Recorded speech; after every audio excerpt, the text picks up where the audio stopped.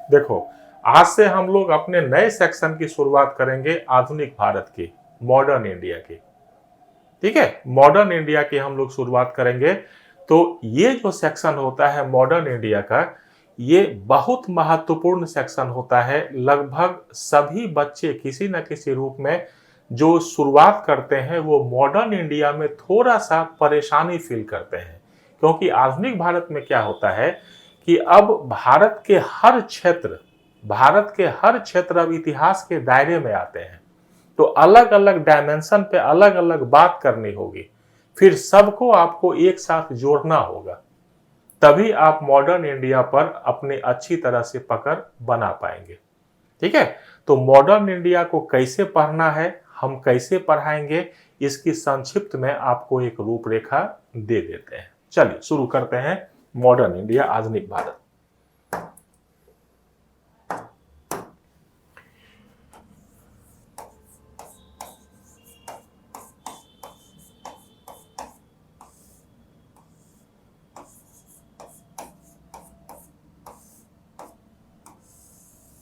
आधुनिक भारत, इसके अंतर्गत हम लोग पढ़ते हैं 1707 से मोटे तौर पर 1947 तक, भारत की आजादी तक। ठीक है, यहां तक हम लोग मॉडर्न इंडिया में अपना अध्ययन लेते हैं। ठीक है, इस अध्ययन, ये जो हम लोग अध्ययन करते हैं, इसको कमोबेश हम तीन भाग में बांट करके देखते हैं। तीन भाग में, पहला हिस्सा होता है, फर्स्ट पार्ट होता है 1707 से लेकर के 1817 ईस्वी तक। ठीक है, अंग्रेजों का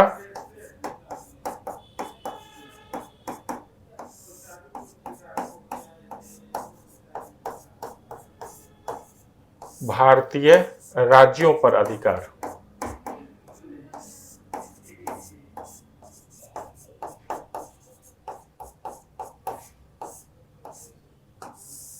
ठीक है, अंग्रेजों का भारतीय राज्यों पर अधिकार, ये पोर्शन है। इससे पहले हम लोग जो और पढ़ेंगे वो पढ़ेंगे मुगल साम्राज्य का पतन,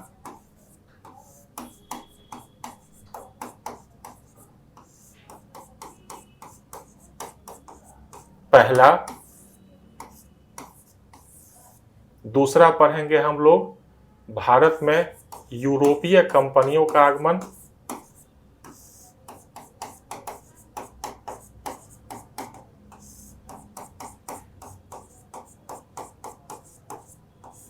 यूरोपीय कंपनियों का आगमन।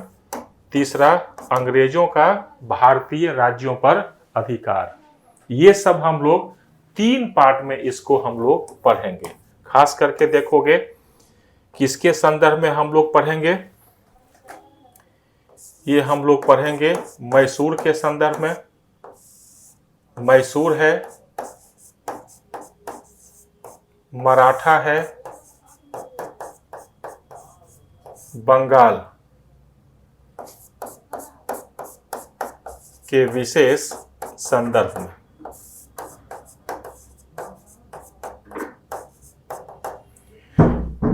दूसरे पार्ट में हम लोग आएंगे, सेकेंड पार्ट में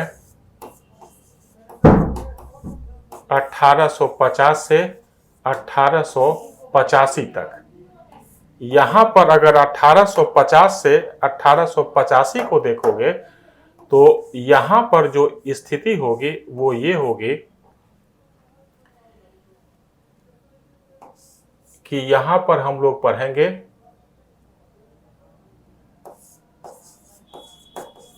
1857 का विद्रोह,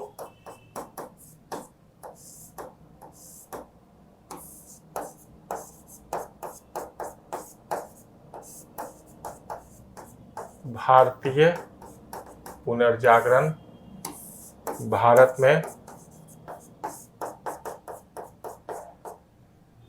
में राजनीतिक, ऐसे लिखिए, एक मिनट,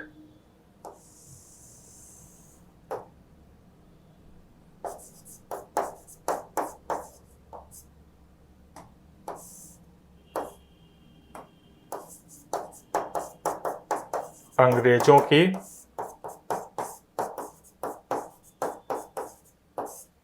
प्रमुख नीतियां।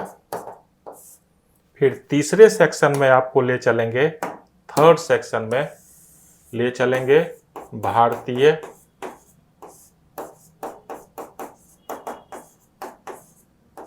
राष्ट्रवाद का उदय।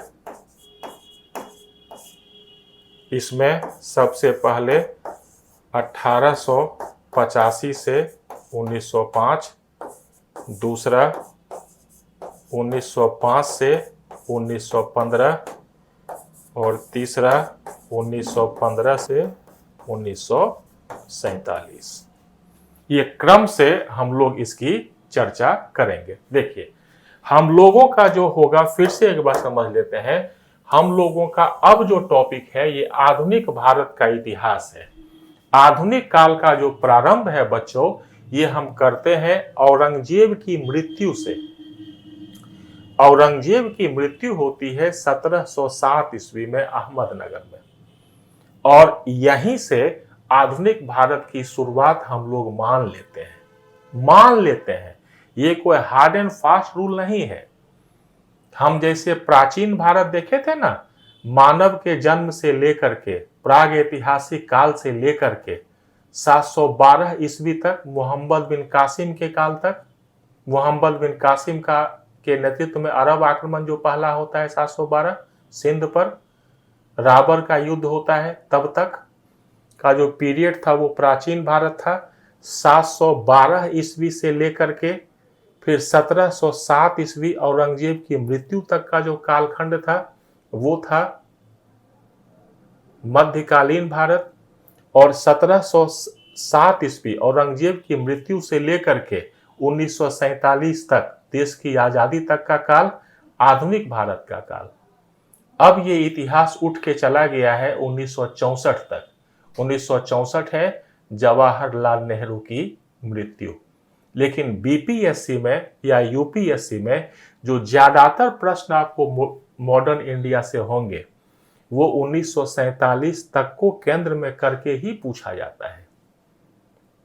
ठीक है, 1947 तक के केंद्र में ही रख करके इसको पूछा जाता है। तो औरंगजेब की मृत्यु के साथ ही आधुनिक भारत की शुरुआत होती है। देखो, ये कोई हार्ड एंड फास्ट रूल नहीं है कि औरंगजेब की मृत्यु से ही, क्योंकि सिलेबस बड़ा है तो निश्चित रूप से हर पार्ट में हम लोग बांटेंगे तो हमें अध्ययन की सुविधा होती है। इसीलिए यूनिवर्सिटी का सिलेबस इसी रूप से रखा गया है। तो हम लोग भी इसी रूप में मान लेते हैं, क्योंकि यूनिवर्सिटी का ग्रेजुएशन ही हमारी डिमांड होती है। मिनिमम क्वालिफिकेशन की कम से कम ग्रेजुएशन होना चाहिए, तब आप बीपीएससी में बैठ सकते हैं। और हर यूनिवर्सिटी को देखोगे तो ग्रेजुएशन में हिस्ट्री का सिलेबस यही रखा जाता है। ठीक है, यहाँ पर 3 भाग में बांटा, फिर से देख लीजिए, अध्ययन में आपको फिर सुविधा होगी। आधुनिक भारत 1707 से 1947, इसमें हम लोग सबसे पहले पढ़ेंगे मुगल साम्राज्य। पहले इसको 3 भाग में बांटा, एक 1707 से 1817, 1707 से 1817। तब तक क्या होता है, 1817 में क्या होता है, अंतिम बड़ी शक्ति है मराठा, जो अंग्रेजों के सामने घुटने टेक देती है। इसके बाद अब अंग्रेजों को चैलेंज करने वाला, उनको चुनौती देने वाला अब कोई दूसरी शक्ति नहीं बचती है। ठीक है, सिर्फ अब मराठे ही थे, जो 1817 में मराठा संघ समाप्त कर दिया गया तृतीय आंग्ल मराठा युद्ध के बाद। ठीक, तो ये हम लोग देखेंगे पहले। ये अंग्रेजों का राज्य पर अधिकार, ये सब देखने के बाद फिर मैसूर, मराठा, बंगाल में अंग्रेजों ने कैसी अपनी स्थिति तेज की, अपनी स्थिति को मजबूत बनाया। तो इसमें हम आंग्ल मैसूर संघर्ष को देखेंगे, आंग्ल मराठा संघर्ष को देखेंगे। इसके बाद कर्नाटक, इसके पहले कर्नाटक युद्ध को भी देखेंगे। और वो कर्नाटक युद्ध होगा अंग्रेज और फ्रांसीसियों के बीच जो प्रतिस्पर्धा होगी, जो कंपटीशन होगा, उसी को कहा जाएगा कर्नाटक युद्ध।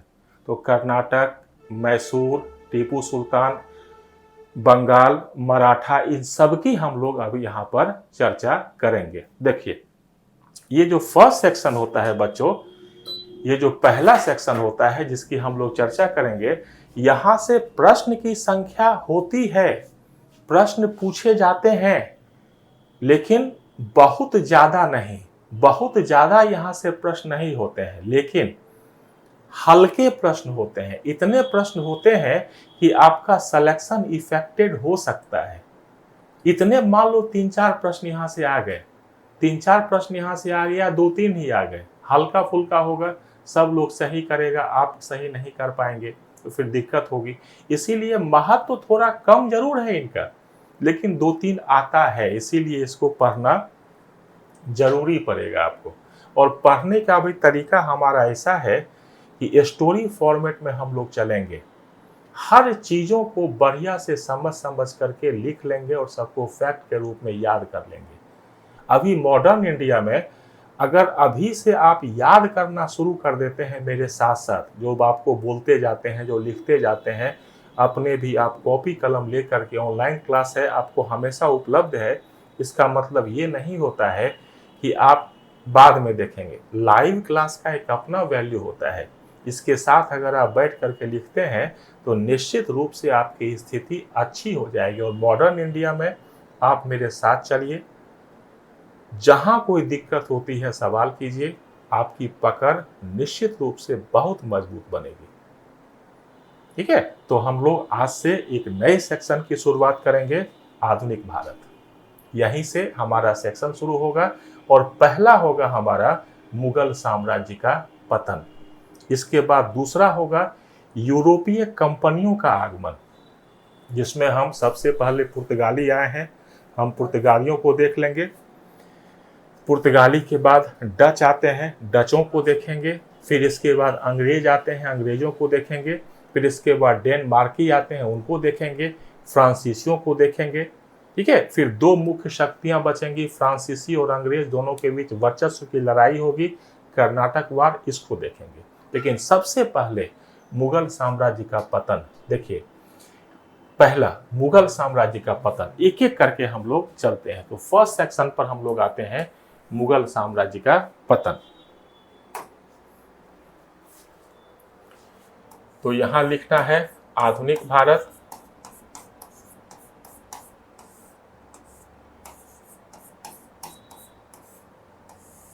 इसमें पहला सेक्शन हम लोग लेंगे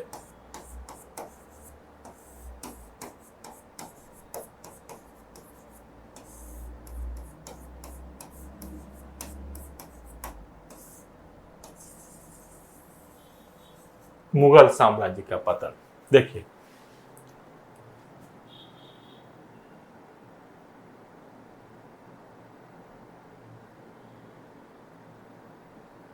सर एक क्लास बिहार स्पेशल हिस्ट्री का 1957 वाला,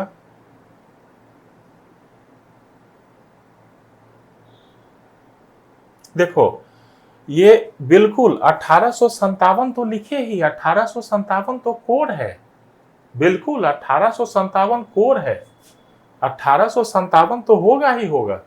ठीक है, आप निश्चिंत रहिए इसके लिए, एकदम 1857 पर आएंगे, उसके हर पहलू को चीर फाड़ के देख लेंगे। ठीक है, लेकिन थोड़ा बहुत हर का आइडिया होना चाहिए। निश्चित रूप से 1850 के बाद, 1850 से 1947 तक ये जो पार्ट होता है, ये बीपीएससी का सिलेबस यही है, जिसमें वो शुरुआत करते हैं 1857 से। लेकिन अन्य कंपटीशन में देखोगे, बीपीएससी के बाद टीआरई ले लो, या फिर बीपीएससी जो वीडियो और डीएसपी बनते हो वहां ले लो, वहां पर यहां से भी प्रश्न होता है, वहां भी टीआरई में भी जीके से प्रश्न आपको तो इस सेक्शन से आपको पूछ ही सकता है।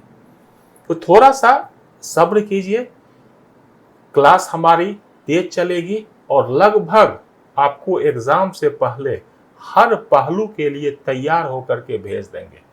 बस आप कोशिश कीजिएगा कि क्लास के साथ अपने आप को रखें, और प्रॉब्लम अगर कोई होती है तो कमेंट करके पूछें, ताकि हमें भी पता लगे कि बच्चे समझ पा रहे हैं या नहीं समझ पा रहे हैं। आधुनिक भारत विशेष है।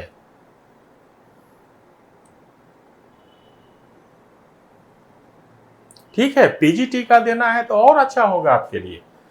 पीजीटी का एग्जाम अगर आप हिस्ट्री में दे रही हैं टीआरए का, तो निश्चित रूप से आप इससे बाहर आपको नहीं जाएगा। अगर आएगा तो कहिएगा, इससे बाहर नहीं जाएगा प्रश्न आपको। आप बस इतना कीजिए, अगर हिस्ट्री से दे रही हैं कंचन टीआरई, अगर हिस्ट्री से आप बैठ रही हैं तो बस ध्यान रखिएगा, लेक्चर को देख करके नोट कर लीजिए, समझ लीजिए इसको। इसके बाद जो घटना चक्र वाला क्वेश्चन पूछा हुआ है उसको सबको बना लीजिए थोरो। आपका टीआरई से प्रश्न एक भी यहाँ हुआ नहीं होगा। बस समझ थोड़ा बनाइएगा, क्योंकि अब जो प्रश्न आ रहा है, प्रश्न की क्वालिटी चाहे आप टीआरई में देखो, यहाँ तक कि जो मैं देख रहा हूँ जो शिक्षकों का एग्जाम ये सक्षमता वाला हुआ है, इसमें जो इतिहास के प्रश्न रखे गए हैं, एक आध दो को छोड़ दो तो सब समझ की डिमांड करते हैं। ठीक है, इसीलिए थोड़ा सा समझदारी से चलिएगा, समझदारी से चलिएगा, चीजों को अपने हिसाब से जो आपको बता रहे हैं उसको आप करते चलोगे। तो हम तो चलेंगे सीक्वेंस में ही, सीक्वेंस में इसीलिए चलेंगे कि एक घटना दूसरे को प्रभावित करती है और उससे प्रभावित होती है। तो सीक्वेंस में चलोगे ना स्टेप बाय स्टेप, तो हर चीज को समझना आपके लिए आसान हो जाएगा। अब जैसे मुगल साम्राज्य का पतन है, यहां से देखोगे कभी आता है कभी नहीं आता है, कभी क्वेश्चन पूछा जाता है कभी नहीं पूछा जाता है। बहुत इंपॉर्टेंट ये नहीं है, लेकिन प्रैक्टिस सेट पर जाओगे प्रैक्टिस करने के लिए तो यहां से प्रश्न रखेगा। अगर वहां नहीं बनाओगे तो फिर कॉन्फिडेंस आपका लॉस्ट होगा, कॉन्फिडेंस आप लूज करेंगे। ठीक है, और यहां से क्या होता है आपको पता चलेगा कि ओवरऑल पीरियड क्या चले। से पूछ दिया राजा राम मोहन राय, इनको राजा की उपाधि किसने दी? तो यही उत्तर मुगल शासक है, मुगल साम्राज्य के पतन वाला अकबर सेकंड। ठीक है, शाह आलम बक्सर की लड़ाई लड़ेंगे तो शाह आलम की चर्चा यहां आएगी। ठीक है, नादिर शाह का हमला होगा, पूछेगा उस समय मुगल बादशाह कौन था। ठीक है, तो इस तरह के सिंपल से सवाल यहां से आते हैं। बहुत आपको इसमें मुगल साम्राज्य के पतन में बहुत जटिल नहीं बताएंगे आपको, बस उतना ही बताएंगे जितना आपको याद रखना है। बहुत ज्यादा हम आपको बहुत ये नहीं कि ये बता दिया वो बता दिया, कुछ तो इंपॉर्टेंट होगा वही रखेंगे और यही प्रश्न आपको घूम फिरा के पूछेगा। देखिए, औरंगजेब की मृत्यु होती है 1707 में अहमदनगर में, और उसी के साथ मुगल साम्राज्य का पतन शुरू हो जाता है। कोई भी साम्राज्य जो राजतंत्र होता है वो निर्भर करता है कि राजा की व्यक्तिगत उपलब्धियां कितनी हैं, और इसी व्यक्तिगत उपलब्धियों पर ही उसका पूरा राज्य निर्भर करता है। ठीक है, तो औरंगजेब की मृत्यु होती है, उनके उत्तराधिकारी जो है वो बहुत मजबूत नहीं है, वो कमजोर उत्तराधिकारी है औरंगजेब के। ठीक है, औरंगजेब के उत्तराधिकारी कमजोर हैं, अभी राज्य की वित्तीय स्थिति भी ठीक नहीं है। औरंगजेब लगातार अभियान करता है, दक्षिण भारत की राजनीति में उलझा हुआ रहता है, पैसे का व्यय बहुत ज्यादा होता है, टैक्स उतना आ नहीं रहा है, अगर टैक्स आ भी रहा है तो वेतन भत्ते पे जा रहा है ज्यादा, रिसोर्सेस की संसाधनों की बर्बादी हो रही है। परिणाम इसका ये निकलता है कि धीरे धीरे करके मुगल साम्राज्य पतनशील होता है। सबसे मुख्य कारण है औरंगजेब के उत्तराधिकारी उतने योग्य नहीं है। औरंगजेब का बड़ा बेटा है मुअज्जम, वही बहादुर शाह प्रथम के नाम से औरंगजेब की मृत्यु के बाद गद्दी पर बैठा है। ठीक है, इसका एक नाम और है, इसको कभी कभी शाह आलम प्रथम भी कहते हैं। ये गद्दी पर बैठता है मुअज्जम, लेकिन गद्दी पर बैठने के समय इसकी उम्र होती है 65 साल। अब इतनी उम्र में गद्दी पर बैठा है, शासन करने की योग्यता इसमें है, योग्यता है शासन करने की, लेकिन लापरवाह है शासन में, सबको खुश रखना चाहता है, बहुत कुछ इनोवेशन नहीं है, इसीलिए इसको शाह बेखबर कहा गया है। यही जो उपाधियां है ना, रंगीला कौन है, शाह बेखबर कौन है, यही सब आपको मोटे तौर पर पूछता रहता है। ठीक है, तो 1707 में तो पहला लीजिए मुगल साम्राज्य का पतन और उत्तर मुगल काल। उत्तर मुगल काल। देखिए, मुख्य मुगल काल कौन है? मुख्य मुगल काल कौन होता है? ये होता है 1526 से लेकर के 1605 तक। इसमें बाबर है, हुमायूं है, अकबर है, जहांगीर है, शाहजहां है और औरंगजेब है। ये मुख्य मुगल काल है। औरंगजेब की मृत्यु का जो काल होता है वो मुगल साम्राज्य के पतन का काल होता है। इसको उत्तर मुगल काल भी कहते हैं। ये चलेगा कब से कब तक? 1707 से लेकर के 1857 तक। अब 1857 तक क्यों चलेगा? क्योंकि बहादुर शाह द्वितीय जफर कैद करके रंगून भेज दिए जाएंगे। हालांकि बहादुर शाह जफर मरेंगे 1863 में रंगून में, लेकिन बस ध्यान रखिएगा 1857 तक ही उनका पीरियड माना जाता है। क्यों? इसलिए नहीं कि वे लाल किले में, इसीलिए कि 1858 का भारत सरकार अधिनियम आता है 57 की क्रांति के बाद। 57 की क्रांति होती है, उसके बाद 1858 का अधिनियम आता है भारत सरकार का। उसमें यह कह दिया जाता है साफ तौर पर कि अब से भारत का प्रशासन ब्रिटिश संसद के अधीन होगा। और संसद के वहां प्रमुख कौन होते हैं? ब्रिटेन के राजा, रानी। ठीक है, तो अब सीधा भारत पर ब्रिटिश सम्राट का शासन शुरू हो जाता है 1858। तो दो सम्राट का तो होगा नहीं, तो 1857 तक ही मुगल सम्राट रहते हैं। इसके बाद भारत के बादशाह हो जाते हैं, भारत के शासक हो जाते हैं अंग्रेज, रानी एलिजाबेथ या ब्रिटिश सम्राट हो जाते हैं। इसीलिए 1857 तक ही है ये।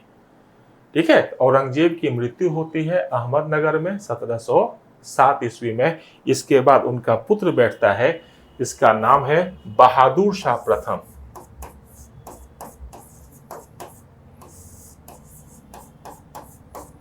बहादुर शाह प्रथम इसका नाम है, ये पहला है, या इसे मुअज्जम भी कहते हैं। ठीक है, मुअज्जम भी कहते हैं। ये बहादुर शाह प्रथम है। इसमें आपको क्या बताया कि ये 65 वर्ष की उम्र में, इसमें बस इतना ही याद रखना है आपको, 65 वर्ष की उम्र में शासक बना।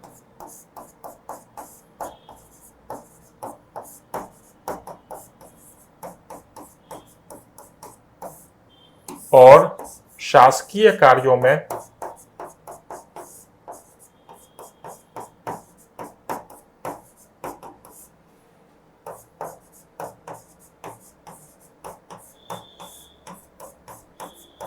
लापरवाही के कारण इसे कहा गया शाहे बेखबर।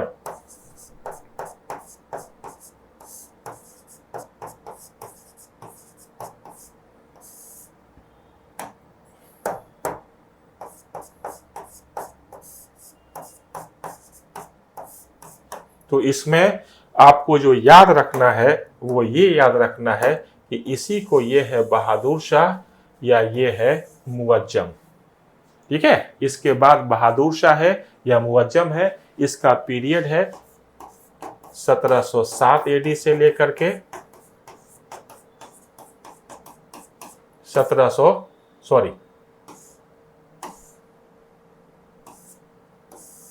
12 ईस्वी तक, 1707 से 1712 ईस्वी तक। इसमें बस आपको इतना ही याद रखना है।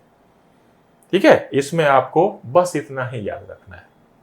65 साल की उम्र में शासक बना, शासकीय कार्यों में लापरवाह है, इसीलिए इसको कहा गया है शाहे बेखबर। ज्यादा कहानी नहीं, यही प्रश्न आपको पूछेगा। अगले जहांदार शाह। नेक्स्ट, अगले शासक होते हैं जहांदार शाह।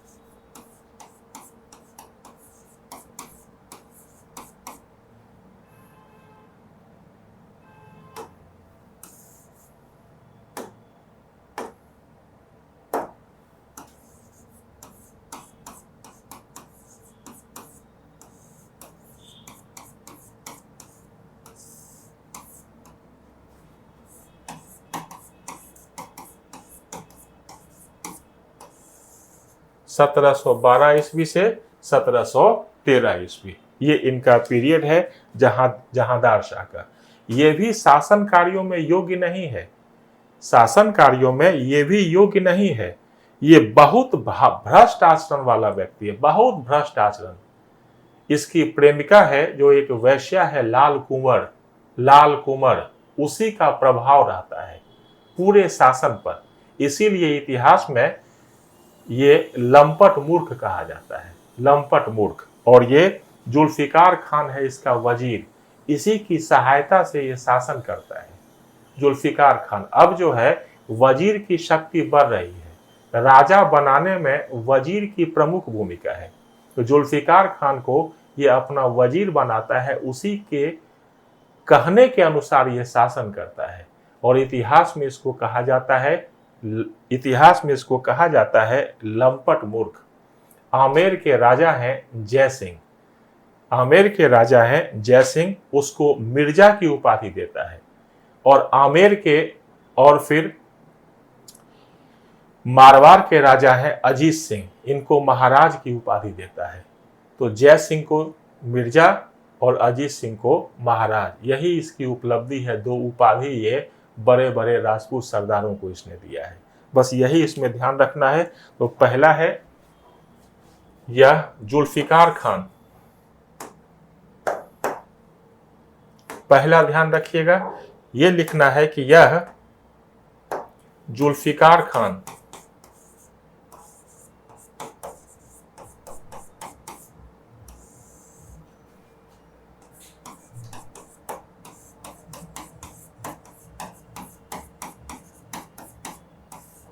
सहायता से गद्दी पर बैठा।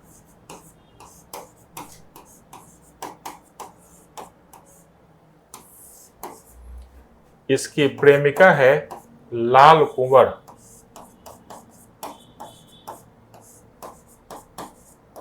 नाम की स्त्री का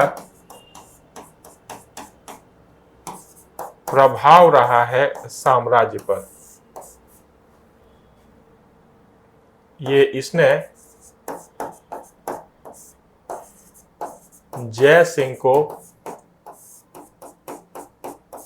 मिर्जा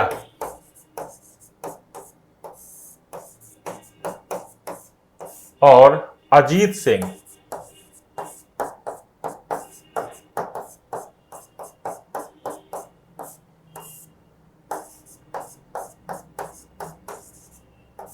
को महाराज की उपाधि दी है। किसकी? महाराज की। इतिहास में ये ऐसे लिखिएगा, इसे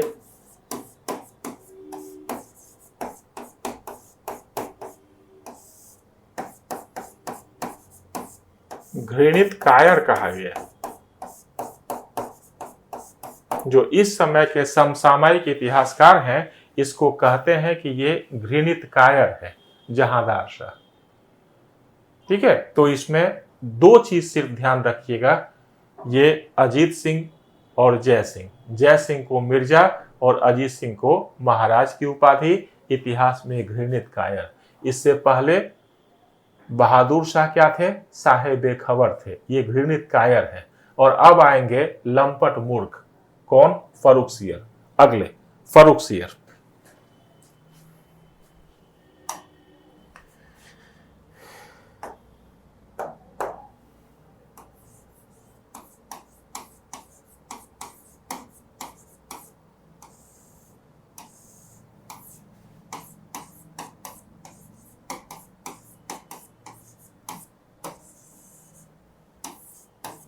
(1713 से 1719). देखिए अब यहां क्या होता है, इसमें एक किंग मेकर की चर्चा आती है। सैयद बंधु हुसैन अली और अब्दुल्ला खान, ये नाम का दो भाई है सैयद बंधु। इसी को कहा जाता है इतिहास में किंग मेकर, राजा बनाने वाले। इसके पहले जुल्फिकार खान राजा बना रहा था? नहीं, ये सैयद बंधु आते हैं, हुसैन अली और अब्दुल्ला खान पहले तो जुल्फिकार खान को मार भगाते हैं, और इसके बाद इन्हीं की मदद से फर्रुखसियार गद्दी पर बैठता है। राजा बनाने वाले की मदद से। और इसी काल में ये जो है दोनों भाई इतिहास में किंग मेकर्स के नाम से प्रसिद्ध होते हैं, सैयद बंधु हुसैन अली और अब्दुल्ला खान। नंबर 1। नंबर 2, ये जो है, ये जो फर्रुखसियर है, ये एक सिख नेता है, बंदा बहादुर। सिख नेता, सिख गुरु नहीं। सिख गुरु का पद तो 10वें गुरु गोविंद सिंह के बाद ही समाप्त हो गया। उसके बाद बंदा बहादुर आते हैं, ये सिखों के नेता हैं। इनकी ये हत्या करवा देता है फर्रुखसियर, इनकी ये हत्या करवा देता है। इसी के काल में मराठा जो पेशवा है बालाजी विश्वनाथ, उसका दिल्ली अभियान होता है। दिल्ली अभियान मराठा पेशवा का फर्रुखसियर के ही समय में। फर्रुखसियर के ही दरबार में एक अंग्रेज प्रतिनिधि मंडल आता है। इसका एक चिकित्सक है सरमन, वो इलाज करता है बादशाह का। इस इलाज से प्रसन्न हो जाते हैं और अंग्रेजों को कई रियायत देते हैं। ये हम जब अंग्रेज पढ़ेंगे तो उस समय इसको देखेंगे। तो फर्रुखसियर, इसके बाद ये व्यक्ति है फर्रुखसियर, अपने दरबार में ही षड्यंत्र के कार्यों में लीन रहता है, हमेशा कॉन्स्पिरेसी करता है। इसीलिए इतिहास में इसको घृणित कायर कहा गया है। इससे पहले जहांदार शाह लंपट मूर्ख था और बहादुर शाह साहे बेखबर थे, और ये है घृणित कायर। तो नंबर 1 यहां पर क्या लिखना है, ये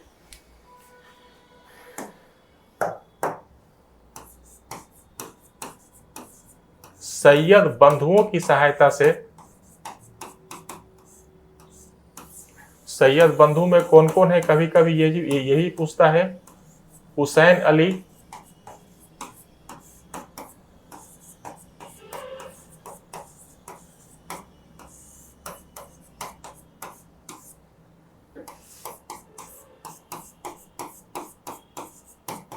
सैयद बंधुओं की सहायता से गद्दी पर बैठा।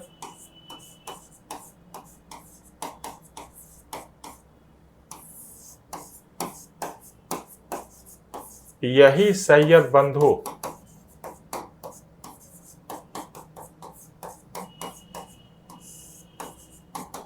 इतिहास में राजा बनाने वाले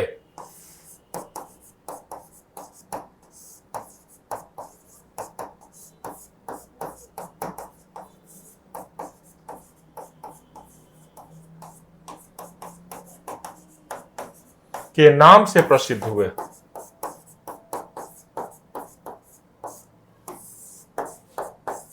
इसने और क्या किया, सिख नेता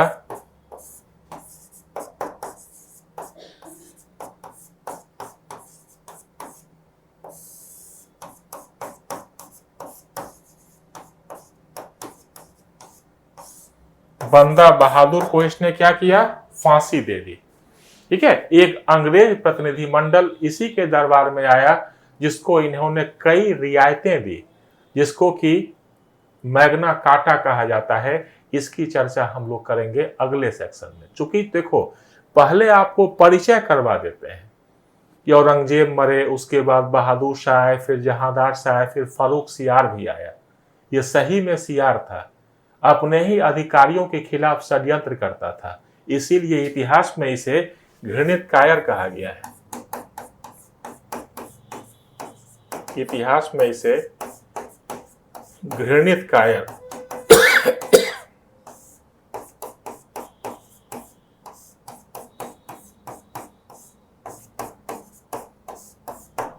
क्या कहा गया, घृणित कायर कहा गया।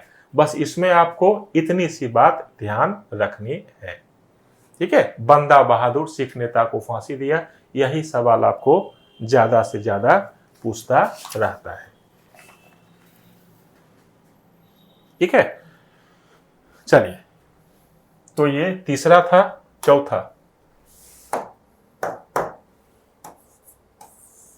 चौथा क्या हुआ, इसके बाद कुछ समय के लिए रफी उद दरात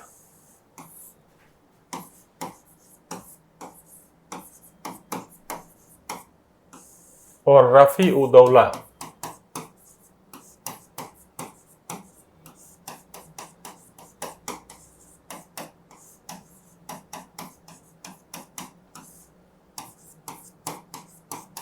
ये कुछ समय के लिए शासक रहते हैं, रफी उद्दरात और रफी उदौला। ठीक है, इनकी मृत्यु 6 रोग से हो जाती है। 6 रोग, 6 रोग मतलब टीबी। उस समय टीबी का कोई इलाज नहीं था।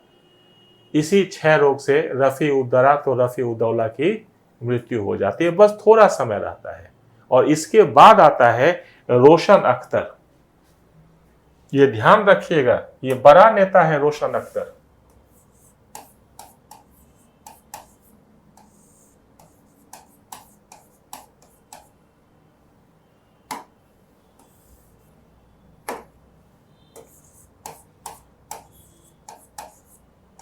रोशन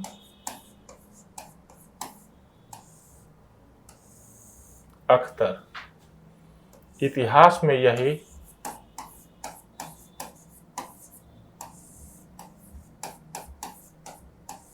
मोहम्मद शाह,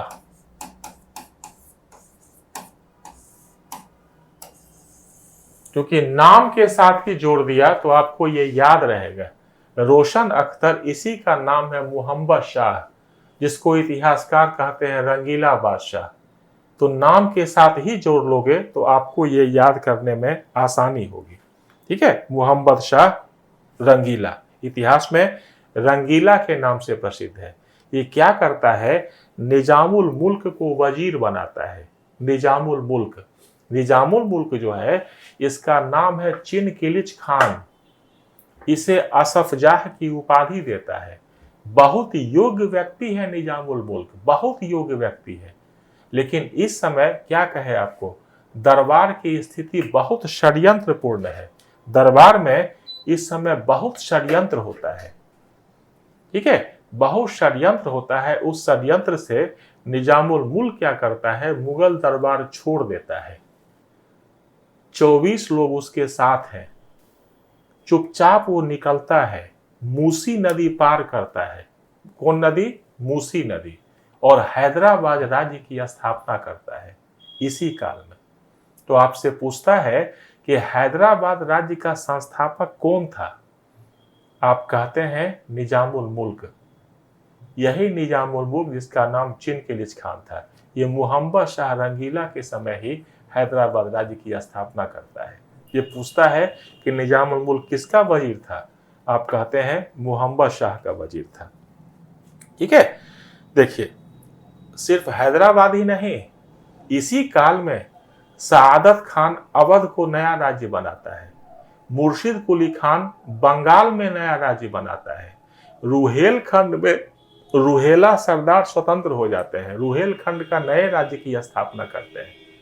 तो हैदराबाद, अवध, बंगाल, रुहेलखंड और जाट भरतपुर में वे भी स्वतंत्र हो जाते हैं। तो कई 5 स्वतंत्र राज्य की स्थापना इस समय होती है मोहम्मद शाह रंगीला के समय।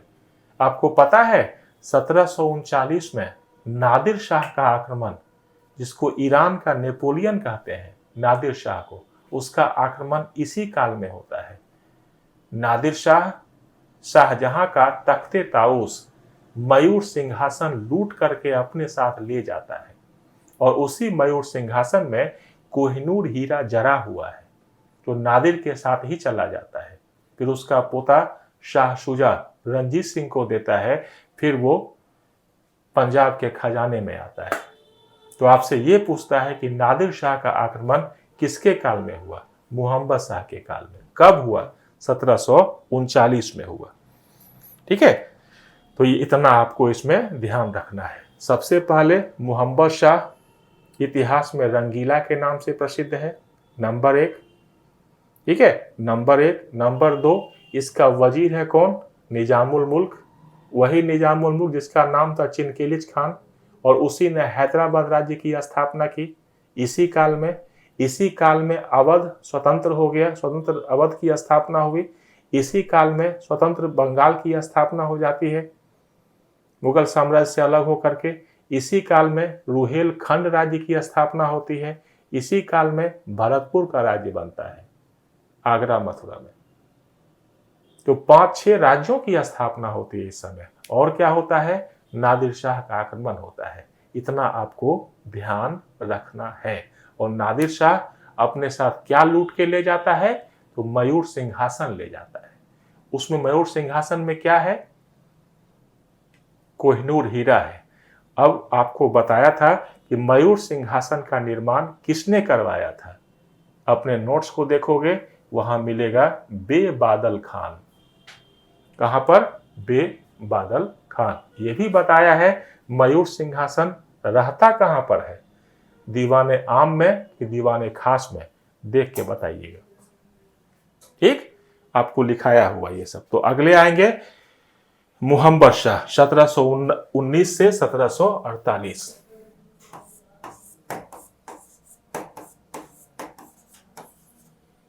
लंबा काल है 1719 से 1748।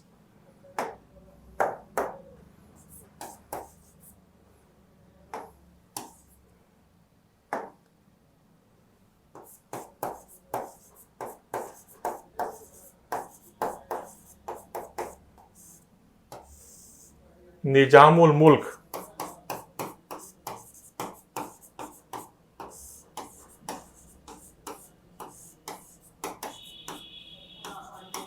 को अपना वजीर बना लिया।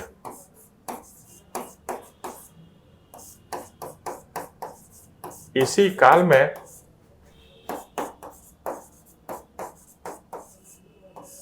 निजामुल मुल्क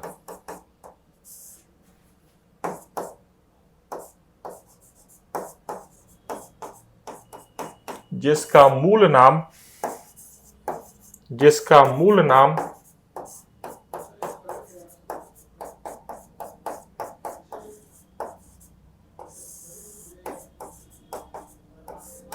चिन किलिच खान था और इसे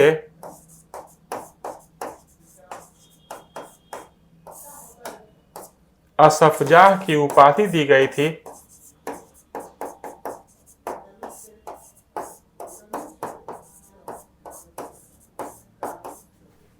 इसी ने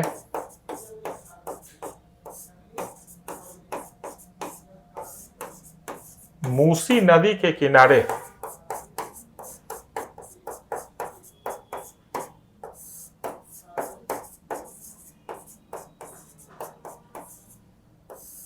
हैदराबाद के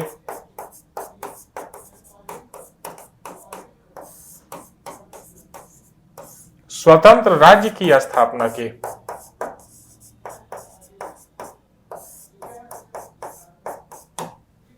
फिर आपको हम ले चलेंगे चिन किलिच खान पर, निजामुल मुल्क पर, फिर ले चलेंगे आपको जब वहां कर्नाटक युद्ध होगा।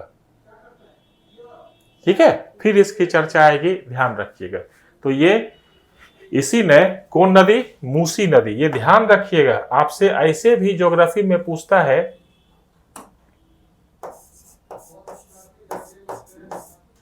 कि हैदराबाद किस नदी पर है, आप कहते हैं मूसी नदी पर। ठीक है, हैदराबाद शहर मूसी नदी पर है। और किसने स्थापना की? निजामुल मुल्क। इसी का नाम चिन किलिच खान है। इसको असफ जाह की उपाधि दी गई है। और क्या याद रखना है, यहां लिख लीजिएगा, इसी काल में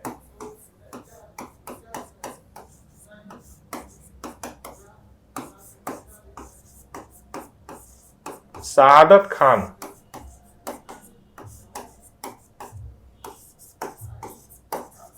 ने अवध,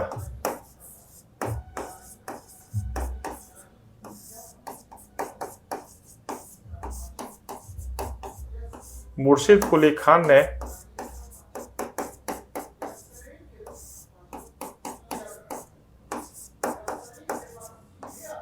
बंगाल के राज्य की स्थापना की।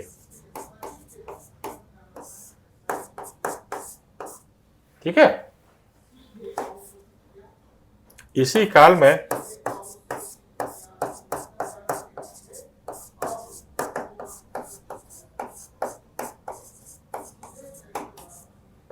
रुहेलखंड, या इसको अलग से लिख लीजिएगा,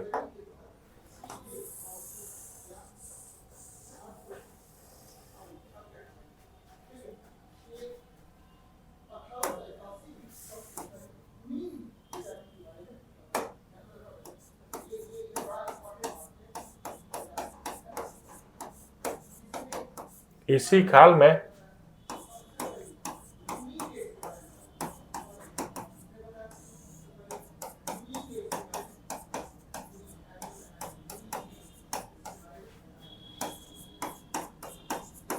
भरतपुर में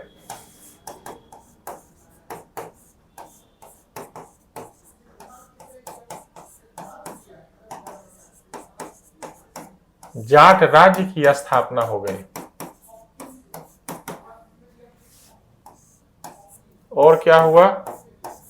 1739 में ईरान का नेपोलियन कहे जाने वाले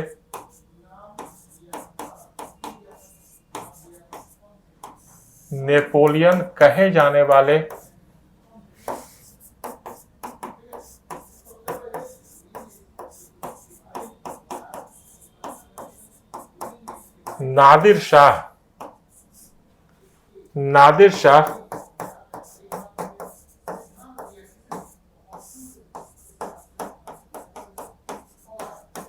का दिल्ली आक्रमण हुआ।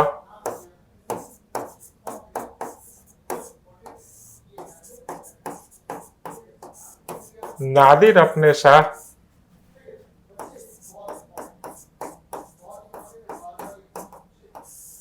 शाहजहां का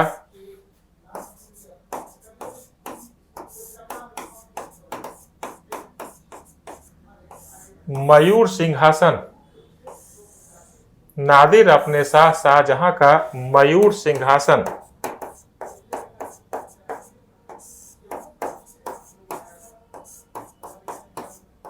लूट कर ले गया, जिसमें क्या जरा हुआ था? कोहिनूर हीरा जरा हुआ था। एक बार प्रश्न पूछा कि मयूर सिंहासन पर बैठने वाला अंतिम बादशाह कौन था? यही सब रहता है, मयूर सिंहासन पर बैठने वाला अंतिम मुगल बादशाह कौन था? तो निश्चित है यही है, मोहम्मद शाह रंगीला। रंगीला ही रंग में डूबा हुआ है और अलग अलग क्षेत्रीय राज्य की स्थापना हो रही है। ठीक है, तो ये बहुत इंपॉर्टेंट, मोहम्मद शाह रंगीला।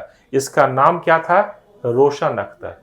जैसे बहादुर शाह का नाम मुअज्जम था ना, इसका नाम रोशन अख्तर था। रोशन अख्तर पहले आपको लिखा दिया है। ठीक है, ये सब ध्यान रखिएगा।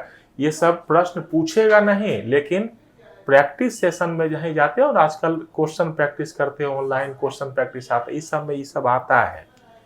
ठीक है, रहता है, कॉन्फिडेंस आपका बूस्टअप होता रहेगा, इसीलिए थोड़ा सा इसको ध्यान रखिएगा। ठीक है, चलिए, तो ये इतना आपको इसमें ध्यान रखना है। अगले मुगल बादशाह अहमद शाह 1748 से 1754।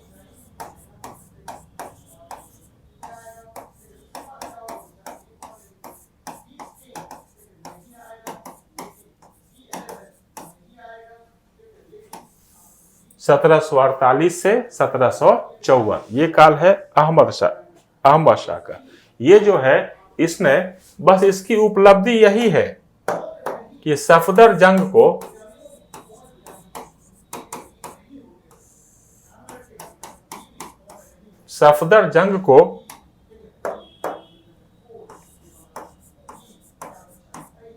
अपना वजीर बनाया।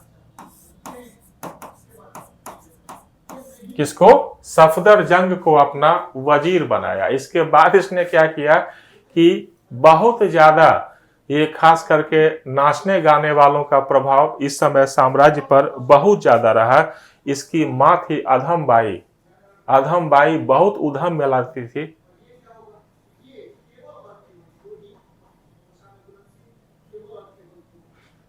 आशीष, महाबलीपुरम का रथ मंदिर किसने बनवाया? क्या लिखे हो? महाबलीपुरम का रथ मंदिर किसने बनाया? बताइए किसने बनाया? कहाँ है महाबलीपुरम?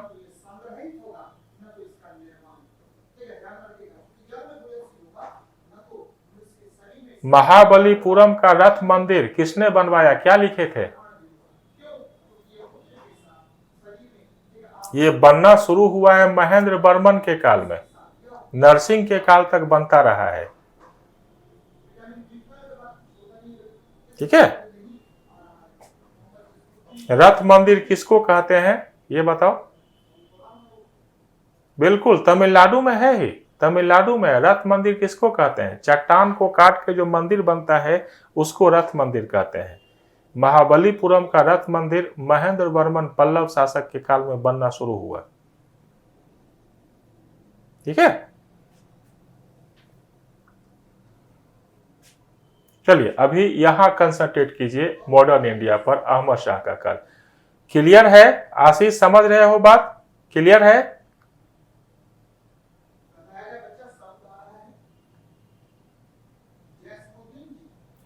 महेंद्र वर्मन क्या लिखे थे? महेंद्र वर्मन तो बताए थे ना, महेंद्र वर्मन पल्लव शासक, महेंद्र वर्मन पल्लव राजा।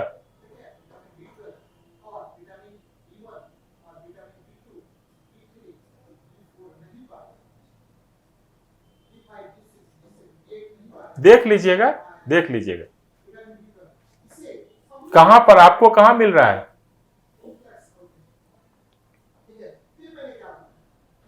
देखो महेंद्र वर्मन का बेटा है नरसिंह वर्मन। महेंद्र वर्मन के का बोल तो रहे हैं, महेंद्र वर्मन के पीरियड में शुरू हुआ। ठीक है, उसका बेटा है नरसिंह वर्मन जिसने पुलकेशिन को हराया था। अरे ठीक है, नरसिंह वर्मन जो है, नरसिंह वर्मन फर्स्ट जो है वो महेंद्र वर्मन का बेटा है। महेंद्र वर्मन ने ही इसको बनाना शुरू किया, लंबे समय तक बना रहा तो नरसिंह वर्मन के काल में कंप्लीट हुआ था ये। ठीक है, ये दो प्रश्न पूछता है, अगर ये पूछेगा तो कंप्लीट हुआ है नरसिंह वर्मन के काल में ही। रथ मंदिर बनाना मतलब चट्टान को काटकर मंदिर बनाना किसने शुरू किया है? तो ये महेंद्र वर्मन शुरू किया और पहला यही है। ठीक है, आप अगर देखोगे तो महेंद्र वर्मन के काल में शुरू हुआ है, उसका बेटा नरसिंह कंप्लीट किया है इसको, यही तो लिखा है आपको। महेंद्र के बाद ही नरसिंह है, उसका बेटा है, पुलकेशिन को हराया था। सो यहां ध्यान दो, यहां पर ध्यान दीजिए। ठीक है, अहमद शाह। ठीक है, 1748 से 1754 इसमें सफदरजंग को इसका वजीर बनाया। माता के, इसकी माता के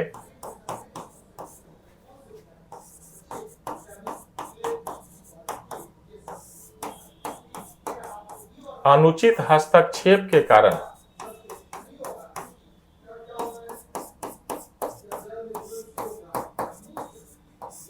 राज्य में अव्यवस्था फैल गई।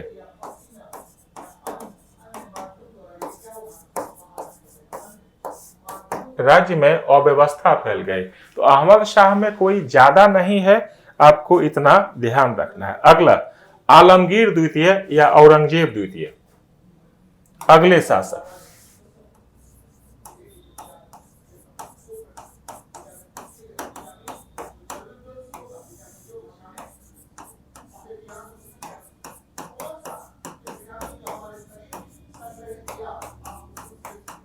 औरंगजेब द्वितीय या आलमगीर द्वितीय। बच्चों याद रखिएगा, जहां आप आलमगीर देखिए समझिए अगला नाम औरंगजेब ही होगा।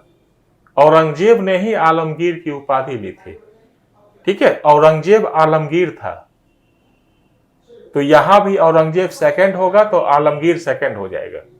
ठीक है, तो आलमगीर सेकंड। इसका अधिकांश समय देखिए, ये जो राजा है इसका काल है आलमगीर सेकंड का 1754 से 59, 1754 से 1759। ये जो है आलमगीर, ये बहुत ही वीक नेचर का, वीक चरित्र का व्यक्ति है। ये इसका शासक बनने से पहले इसका अधिकांश समय जेल में ही बीता था, इसके बाद भी ये जेल में ही रहा।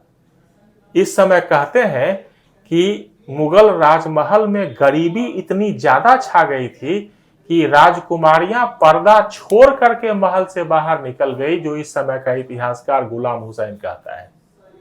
राजकुमारियां पर्दा छोड़ करके बाहर निकल गई। ठीक है, ये गुलाम हुसैन कहते हैं। इसका मतलब ये नहीं था कि राजकुमारियां निकल गई। इतिहासकार के कहने का एक तरीका है कि इस समय मुगल साम्राज्य में गरीबी बहुत ज्यादा बढ़ गई थी, खास करके मुगल सम्राट की। ठीक है, तो ये दुर्बल चरित्र का व्यक्ति था। अधिकांश समय इस समय मुगल राजमहल में गरीबी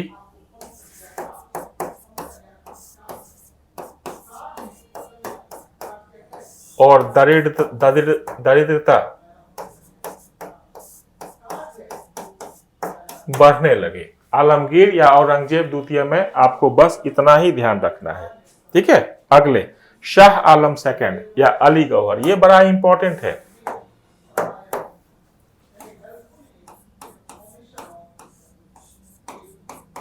शाह आलम सेकंड, इसका नाम है अली गौहर, याद रखिएगा। शाह आलम सेकंड या अली गौहर, ये बनते हैं कब? 1759 से 1806।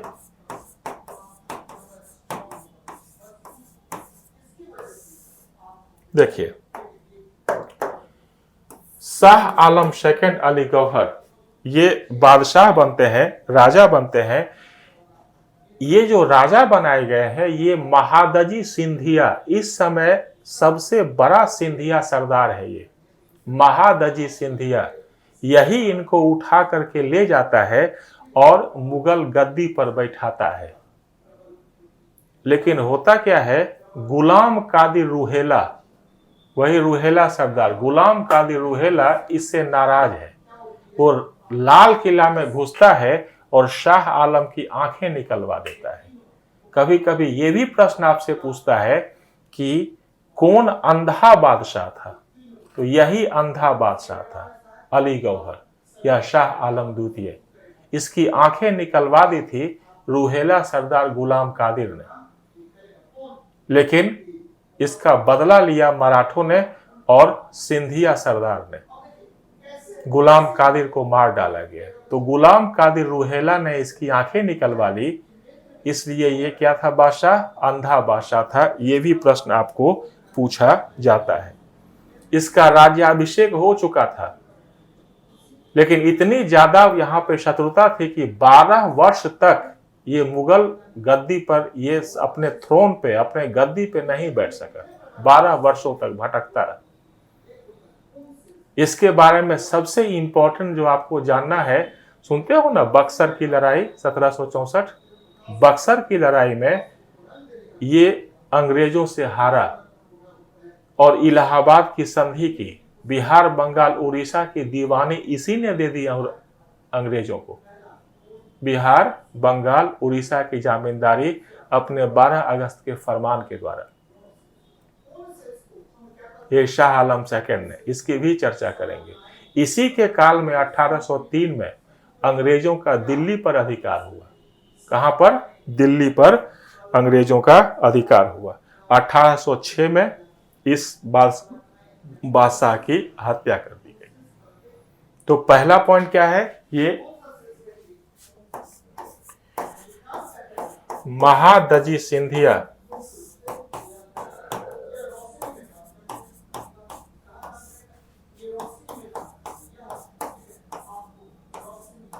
की मदद से गद्दी पर बैठे।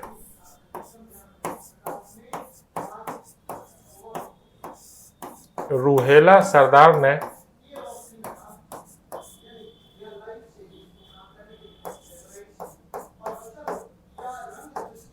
शाह आलम की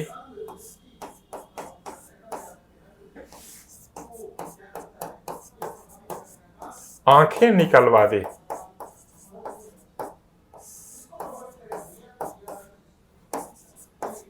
यह अंधा बादशाह था।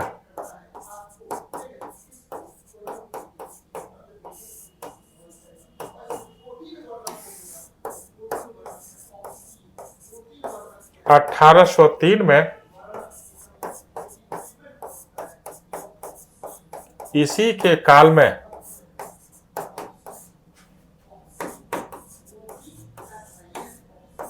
दिल्ली पर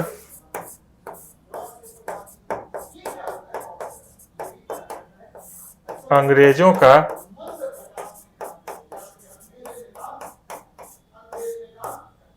अधिकार हुआ। यह भी पूछता है कि किस के काल में अधिकार हुआ अंग्रेजों का दिल्ली पर। यही है शाह आलम द्वितीय। ठीक है। बक्सर की लड़ाई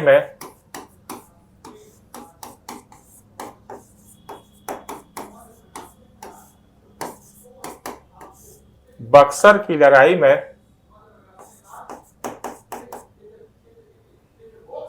फिर से रिपीट करेंगे, लिख लीजिए। बक्सर की लड़ाई में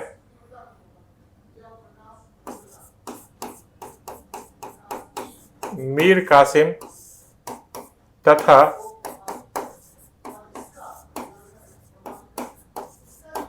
शुजाउद्दौला के साथ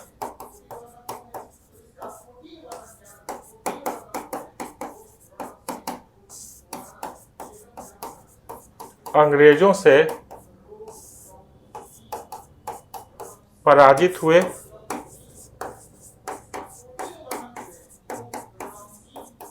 इलाहाबाद की संधि की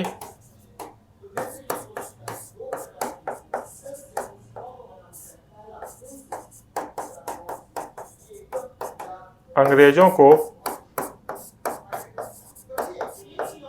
बिहार, बंगाल तथा उड़ीसा की दीवानी प्रदान कर दी। दीवानी का मतलब क्या होता है? राजस्व वसूलने का अधिकार। राजस्व वसूलने का अधिकार दीवानी को कहा जाता है। तो अंग्रेजों को इसने राजस्व वसूलने का अधिकार प्रदान कर दिया। कहां से? बिहार, बंगाल और उड़ीसा से। कहां से? बिहार, बंगाल और उड़ीसा से। शाह आलम अली गौहर में इतनी बातें आपको ध्यान रखना है। ठीक है, क्लियर है? अगले अकबर द्वितीय 1806 से 37।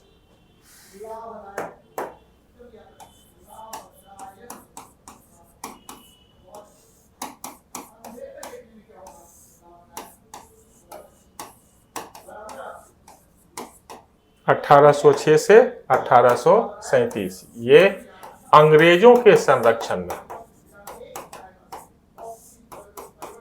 अंग्रेजों के संरक्षण में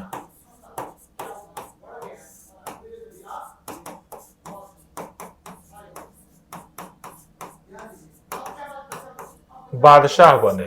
अंग्रेजों के संरक्षण में। अब राजा बनाने वाला और कोई नहीं है। कौन है? अंग्रेज है। यह अंग्रेजों के संरक्षण में बादशाह बनता है। इस समय तक बादशाहत, मुगलों की बादशाहत, मुगलों की बादशाहत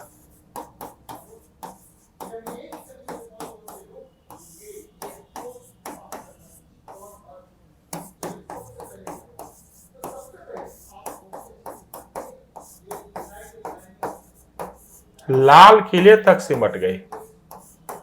कहां तक? लाल किले तक मुगलों की बादशाहत सिमट गई। और इसी में आपको यह भी याद रखना है कि अकबर ने ही, अकबर द्वितीय ने ही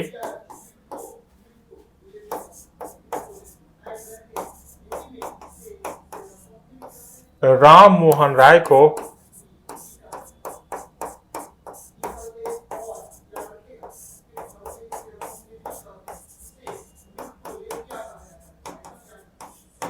राजा की उपाधि दी। किसकी? राजा की। किसने दी? अकबर द्वितीय ने दी। राम मोहन राय को राजा की उपाधि। ये बहुत पूछता है। तो क्या हो गए वो? राजा राम मोहन राय। अब अंग्रेज मुगल बादशाह को पेंशन दे रहे थे। राम मोहन राय को अकबर द्वितीय ने ब्रिटेन भेजा अपनी पेंशन की मांग को बढ़ाने के लिए कि जाइए हमारी पेंशन के मांग को बढ़ाइएगा। उसी मांग को बढ़ाने के लिए राम मोहन राय ब्रिस्टल गए हुए थे और वहीं ब्रिस्टल में इनकी मृत्यु हो गई। राम मोहन राय की ब्रिस्टल में ही। कभी कभी पूछता है किस नेता के ब्रिटेन के ब्रिस्टल में मृत्यु हुई या ब्रिटेन में मृत्यु हो गई। राम मोहन राय। क्यों गए थे? यही अकबर द्वितीय इसके पेंशन की मांग को बढ़ाने के लिए गए थे। अकबर ने ही राम मोहन राय को राजा की उपाधि दी थी। यही सब जीके टाइप का प्रश्न यहां पे आपको ध्यान रखना है। अगले, बहादुर शाह जफर।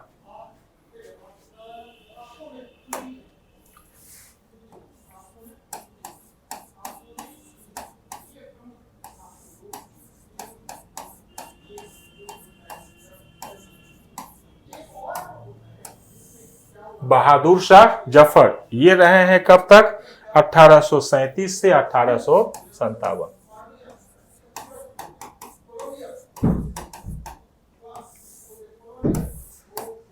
ठीक है, बहादुर शाह जफर। देखो, जफर जो है उनका तखल्लुस में उपनाम है, उपनाम है उनका जफर। क्या है? उपनाम है। जब कविता शायरी लिखते हैं ना तो बहादुर शाह नहीं लिखते हैं, सिर्फ लिख देते हैं जफर। ठीक है, जैसे कि याद कीजिए सिकंदर लोदी। सिकंदर लोदी का नाम सुना होगा, गुलरुखी के उपनाम से कविता लिखता था। लिखे बताए थे आपको, गुलरुखी उपनाम है इसका। ठीक है, गालिब, मिर्जा गालिब। गालिब क्या है? उपनाम है उनका। गालिब के नाम से ही वो कविता लिखते थे। उसी तरह इनका उपनाम था जफर। क्या था? जफर। 1857 के विद्रोह का नेतृत्व किया, गिरफ्तार हुए, मुकदमा चला, बाहर से भेज दिए गए। बाहर भेज दिए गए कहां? रंगून। और वहीं 1862 में इनकी मृत्यु हुई। तो अंतिम मुगल बादशाह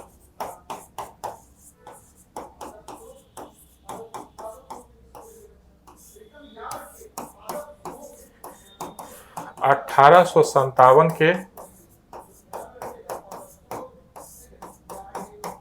विद्रोह का नेतृत्व किया,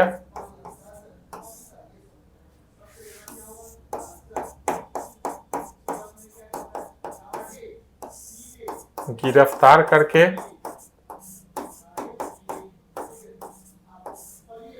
रंगून निर्वासित कर दिए गए।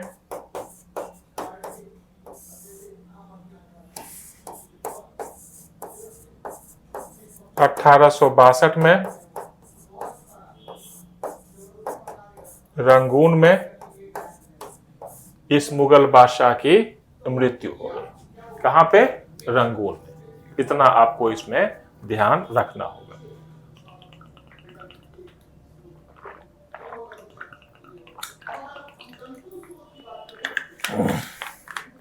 तो अभी तक जो आप प्रश्न देखोगे, एक तो मोहम्मद शाह, बहादुर शाह पहले बने शाह बेखबर हुए, मोहम्मद शाह रंगीला हो गया, नहीं ये घृणित कायर हो गया, फर्रुखसियत। तो ये सब उपनाम ध्यान रखिएगा। उसके बाद सम्राट मोहम्मद शाह रंगीला, इसके काल का ध्यान रखिएगा। नादिर शाह का हमला ध्यान रखिएगा। अकबर द्वितीय, राम मोहन राय याद रखिएगा। ठीक है, शाह आलम ध्यान रखिएगा, शाह आलम अली गौहर। ये सब आगे भी आपको ये सब आता रहेगा। अभी चूंकि इसीलिए बता दिए, अभी आपको इसीलिए बता दिए कि आगे आपको ये सब चीज ध्यान रहे। ठीक है, आगे आपको ये सब चीज ध्यान रहेगा। ठीक, तो यहां पर हम लोग अभी बात कर रहे थे मुगल साम्राज्य का पतन। ठीक है, ये बहुत इंपॉर्टेंट नहीं है, बहुत ज्यादा इंपॉर्टेंट ये सेक्शन नहीं है। कभी कभार आता है, कभी कभार नहीं भी पूछा जाता है।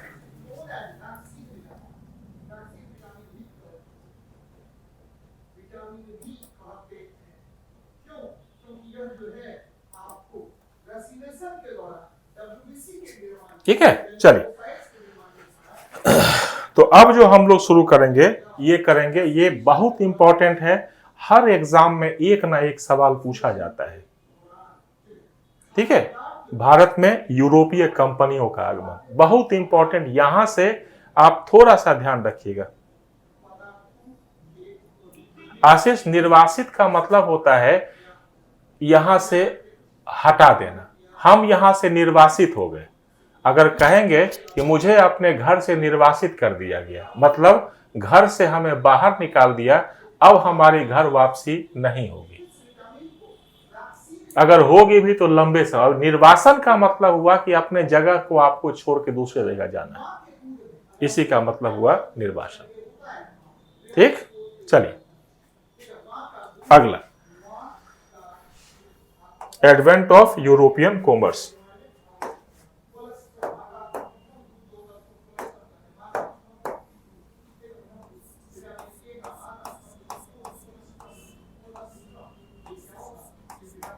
भारत में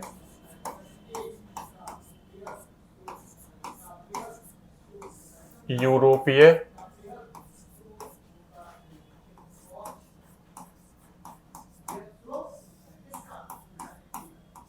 कंपनियों का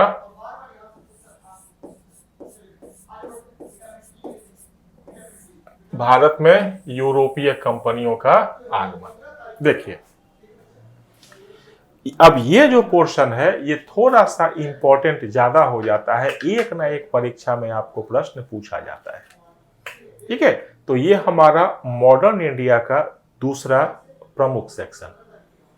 ठीक है, भारत में यूरोपियन कंपनियों का आगमन। देखो पहले आते हैं कौन? पुर्तगाली। सबसे पहले भारत आने वाले हैं पुर्तगाली। होता क्या है, यूरोप में क्या होता है, अभी भौगोलिक खोजों की शुरुआत होती है। हुआ क्या था, ध्यान रखिएगा, गौर से सिर्फ सुनिएगा। हुआ क्या था कि समय था 1453 ईस्वी। 1453 ईस्वी। यहां पर क्या हुआ था कि यूरोप में एक जगह है कुस्तुनतुनिया, तुर्की में है कुस्तुनतुनिया, अभी इस्तांबुल पड़ता है वो। ठीक है, कुस्तुनतुनिया है, यहां पर तुर्कों ने अधिकार कर लिया था। अगर आप उसके भी पीछे जाइए तो रोमन साम्राज्य जो पूरे यूरोप में था ये बहुत बड़ा साम्राज्य हो गया था। अच्छी प्रशासनिक क्षमता को स्थापित करने के लिए यहाँ पर पश्चिमी रोमन साम्राज्य और पूर्वी रोमन साम्राज्य दो भाग में इसको बांट दिया गया था। पूर्वी रोमन साम्राज्य की राजधानी थी कुस्तुनतुनिया। वहां क्या हुआ था, 1453 ईस्वी में तुर्कों ने अधिकार कर लिया था। जब यूरोप आप जाएंगे ना तो एक तो आप लैंड रूट से जाओगे, भूमि मार्ग से जाओगे, तो उस समय एशिया से यूरोप के बीच भूमि मार्ग से ही व्यापार चल रहा था। भूमि मार्ग से, स्थल मार्ग से। अगर समुद्री मार्ग से आप जाओगे तो आपको भूमध्य सागर होते हुए इटली से होकर जाना पड़ेगा। भूमध्य सागर होता हुआ इटली से। तो हुआ क्या था कि समुद्री मार्ग से जाइए, चाहे भूमध्य सागर होकर के जाइए, चाहे आप लैंड रूट से जाइए, जब वहां पर कुस्तुनतुनिया पे तुर्कों का अधिकार हो गया तो व्यापारिक मार्ग बंद हो गए और इन व्यापार पर तुर्कों का अधिकार हो गया। इससे हुआ क्या कि भारत से यूरोप जो मसाला पहुंचता था वो मसाला बहुत ज्यादा महंगा होने लगा, बहुत महंगा हो गया मसाला। ठीक है, ये मसाला इतना महंगा हो गया कि पश्चिमी यूरोप के जो देश थे अब उनको लगा कि भैया ये मसाला इतना महंगा हो गया है कि अब वैकल्पिक मार्ग खोजना जरूरी है जो भूमध्य सागर से होकर के ना जाए, क्योंकि इस समय मसालों का व्यापार एशिया से चल रहा था यूरोप को बहुत ज्यादा। इसमें अरब के व्यापारी बहुत लाभ कमा रहे थे और जब ये मार्ग बंद हो गया तो अरब का लाभ और बढ़ गया और मसालों की कीमत बढ़ने लगी। तो पश्चिमी यूरोप के जो राज्य हैं, आप देखोगे मैप में कि पश्चिमी यूरोप, खास करके स्पेन और पुर्तगाल, ये अब वैकल्पिक मार्गों की खोज शुरू करता है और इसी के साथ अब समुद्री यात्राओं की शुरुआत होती है। इसको प्रोत्साहन देता है हेनरी द नेविगेटर, जो पुर्तगाल का राजा है, समुद्री यात्रा का शौकीन है और वैकल्पिक भारत से किस तरह से वैकल्पिक रास्ता खोजे इसकी शुरुआत करता है। क्रिस्टोफर कोलंबस जाते हैं इंडिया की खोज में, वे इंडिया न पहुंच करके पहुंच जाते हैं अमेरिका 1492 में और अमेरिकन महाद्वीप की खोज हो जाती है। नहीं, फिर आपको वास्को डी गामा आते हैं 1498 में, केप ऑफ गुड होप के रास्ते भारत पहुंचते हैं। Cape of Good Hope Africa का दक्षिणी किनारा है। बार्थोलोमा डियाज ने इसकी खोज की थी। Bartholomew Dias. Cape of Good Hope Africa का जो एकदम साउथ का जो पोर्शन है, देखोगे अफ्रीका का, अफ्रीका महाद्वीप एटलस पे देखोगे एकदम साउथ का पोर्शन, वो है केप ऑफ गुड होप। तो केप ऑफ गुड होप के रास्ते भारत आता है कौन? Vasco da gamma. कहां आता है? कालीकट 1498 में। तो ये भौगोलिक यात्रा की खोज है, भौगोलिक मार्गों की खोज है, जिसकी शुरुआत करते हैं पश्चिमी यूरोप के पुर्तगाल और स्पेन। कारण क्या है? 1453 में तुर्कों ने कुस्तुनतुनिया पर अधिकार कर लिया है। इससे व्यापार के भूमिगत मार्ग, भूमि मार्ग जो लैंड रूट है यूरोप एशिया को जोड़ने वाला, वो बंद हो जाता है और सी रूट बंद हो जाता है। सी रूट कौन सा था? भूमध्य सागर होके था। देखोगे ना, भूमध्य सागर उसके जस्ट ऊपर इटली है। यहां से जो भी माल जाएगा भूमध्य सागर इटली होता हुआ जाएगा। इटली की समृद्धि का भी कारण यही था। ठीक है, तो यहां पर उस समय देखोगे कि 1453 ईस्वी से ही जब कुस्तुनतुनिया का पतन हो गया, तो वहां पे ईसाई जो भागे, उन्हीं ईसाइयों ने यहां पर पुनर्जागरण की शुरुआत कर दी। और पुनर्जागरण ने लोगों में साहसी मानसिकता का प्रसार किया। पुनर्जागरण के काल में ही कई तकनीकी आविष्कार भी हुए। कुतुबनुमा के बारे में पता चला, जिससे लोगों का डर दूर हुआ। 12वीं सदी में एक घुमक्कर यात्री है मार्को पोलो और उसका भाई, वो जब लौट के गया था तो अपना विवरण लिखा था। वो विवरण पढ़ के भी अब यूरोपियन व्यापारी चाहता था कि हम भी भारत जाएं, इस समृद्ध प्रदेश का लाभ हम भी उठाएं। इसीलिए भौगोलिक खोज की शुरुआत हो गई। भौगोलिक खोज की शुरुआत के पीछे एक कारण था ईसाई धर्म का प्रचार करना भी, ये भी इसके साथ जुड़ा हुआ था। इसलिए और ज्यादा मनोबल बढ़ा कि भैया हम ईसाई धर्म का प्रचार करने के लिए जा रहे हैं। तो पहला क्या हुआ, क्या बताया आपको? कुस्तुनतुनिया पे तुर्कों का अधिकार, जिसके कारण व्यापारिक मार्ग अवरुद्ध हो गए, मसाले की कीमत बढ़ने लगी और स्पेन पुर्तगाल ने वैकल्पिक समुद्री मार्ग की खोज शुरू कर दी ताकि वे भारत को पहुंच सके। दूसरा, पुनर्जागरण ने उनकी साहसी मानसिकता में वृद्धि कर दी। तीसरा, कई तकनीकों का आविष्कार हुआ, जिससे समुद्री यात्रा करना उतना रिस्की नहीं रह गया, लोगों की रुचि उसमें बढ़ गई। चौथा क्या हुआ? ईसाई धर्म का प्रचार। ठीक है, यही कारण था भौगोलिक खोज का। और भौगोलिक खोज की शुरुआत हुई 1492 में। क्रिस्टोफर कोलंबस अमेरिका पहुंच गया और 1498 में Vasco da Gama Cape of Good Hope होता हुआ कहां पहुंच गया? भारत पहुंच गया। इसमें एक गुजराती व्यापारी था अब्दुल मनीक, उसकी भी उसे सहायता प्राप्त हुई। जब कालीकट आया तो इस समय कालीकट के शासक जेमोरियन कहलाते थे। कौन? जेमोरियन। इस जेमोरियन शासक ने पुर्तगालियों का स्वागत किया, लेकिन यहां पर जो अरब पहले से व्यापार कर रहे थे, इस अरबों ने उनका विरोध शुरू कर दिया। किसका? पुर्तगालियों का। लेकिन जेमोरियन के प्रोटेक्शन के कारण पुर्तगाली व्यापार धीरे धीरे करके यहां पर शुरू हुआ। इसके बाद पहला पुर्तगाली वायसराय अल्मीडा आता है, जो ब्लू वाटर पॉलिसी लेकर के आता है। अल्मीडा के साथ जुड़ा हुआ है क्या? Blue water policy. Blue water policy का मतलब हुआ कि भैया सिर्फ भूमि पर अधिकार करने से कुछ नहीं होगा, अगर भारत पर अधिकार करना है तो आपको समुद्री शक्ति बनना पड़ेगा। समुद्री शक्ति बनोगे तभी आप भारत पर अधिकार कर पाएंगे।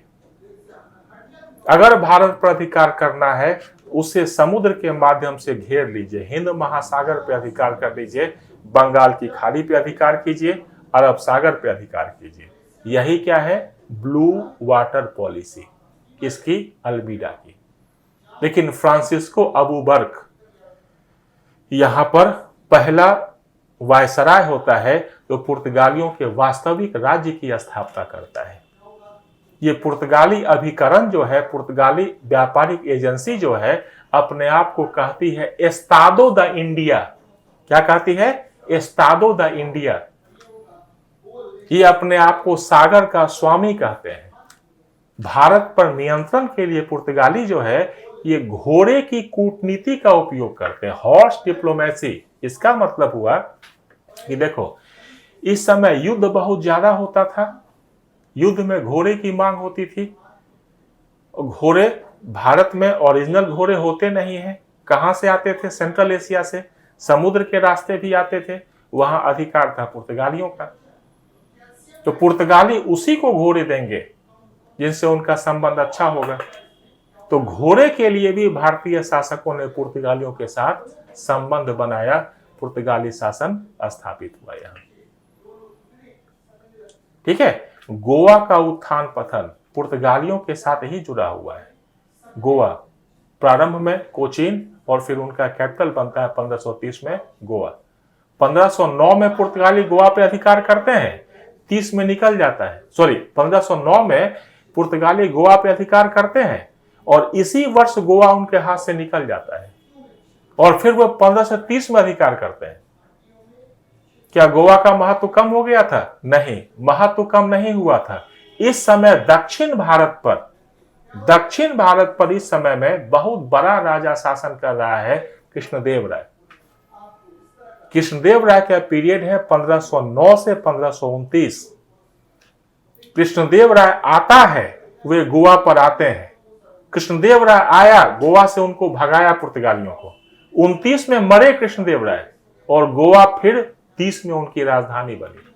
तो एक क्वेश्चन आपसे पूछता है, गोवा का उत्थान और पतन किस शासक के कार्यकाल से जुड़ा हुआ है? यह शासक और कोई नहीं है, ये शासक हैं कृष्णदेव राय। ठीक है। कृष्णदेव राय का शासनकाल 1509 से 1529, 1509 से 1529 कृष्णदेव राय। गोवा में 9 पर अधिकार किया, फिर हाथ से निकल गया, 30 पर अधिकार हुआ। तो ये कृष्णदेव राय का शासनकाल इसीलिए आपको याद रखना है। ठीक है। यहां पर कारताज और आर्माडा की व्यवस्था ये चलाते थे। कारताज और आर्माडा की व्यवस्था। कारताज क्या था? परमिट था। आर्माडा क्या थी? पुर्तगालियों की नौसेना थी। कोई भी जहाज बिना कारताज लिए, बिना परमिट लिए हिंद महासागर में प्रवेश नहीं कर सकता था। अगर प्रवेश बिना परमिट का हुआ तो पुर्तगाली आर्माडा उसको पकड़ लेगी। ठीक है। मुगल बादशाह भी प्रतिवर्ष एक कारताज मुफ्त प्राप्त करते थे पुर्तगालियों से। एक कारताज प्रतिवर्ष मुफ्त। और उस कारताज के मदद से वे सूरत से मक्का की यात्रा संपन्न करते थे। तो एक कारताज प्रत्येक वर्ष मुगल बादशाह प्राप्त करते थे, किसे? पुर्तगालियों से। ठीक है। तो पुर्तगाली इतनी बड़ी शक्ति है और ये कारताज आर्माडा की व्यवस्था, जिसे फितोरिया भी कहा जाता है, कारताज और आर्माडा की व्यवस्था के द्वारा ये पूरे समुद्री व्यापार को नियंत्रित करते थे। लेकिन था क्या? इनोवेशन नहीं था इनके पास। इनके पास कोई नवाचार नहीं था। इनके जहाज भारी थे, भारी, बड़े बड़े, घूमने में भी इनको दिक्कत होती थी। और इधर एक नौसैनिक शक्ति वहीं पश्चिमी यूरोप से उभर रही थी, ये थे नीदरलैंड के डच। बहुत मेहनती लोग। नीदरलैंड, जिसको आप हॉलैंड भी कहते हैं, यहां पर एक जाति होती है डच, बहुत मेहनती होती है। नीदरलैंड का मतलब क्या है बच्चों? नीदरलैंड का मतलब होता है नीचे की भूमि। ये नीदरलैंड जो है, जिसको हॉलैंड कहते हो, ये समुद्र तल से नीचे है। समुद्र का पानी अंदर तक आ जाता है। ये नीदरलैंड के लोग क्या है, वहां पर डाइक बनाते हैं, समुद्र का पानी उपज के बाहर कर देते हैं और समुद्र से भूमि को छीन लेते हैं। इतने मेहनती लोग हैं, बहुत इनोवेटिव, बहुत नवाचार के पसंद। ये क्या किया इन्होंने कि एकदम हल्का जहाज बनाया जो तेज गति से मूव कर सकता था, तेज गति से घूम सकता था। उसने क्या किया? पुर्तगालियों को, पुर्तगाली के भारी जहाजों को डुबाना शुरू कर दिया और इसी से पुर्तगाली अधिपत्य की समाप्ति हुई और अंत में स्वालिहोल की लड़ाई हुई। कौन? स्वालिहोल, बंगाल के पास। और यहां पर पुर्तगाली अधिपत्य को समाप्त कर दिया किसने? अंग्रेजों ने। ठीक है, तो पुर्तगाली बहुत इंटरेस्टिंग, थोड़ा सा आपको ध्यान रखना होगा। चलिए शुरू करते हैं पुर्तगाली। शुरू करें पुर्तगाली। नंबर 1, सबसे पहले वास्को डी गामा।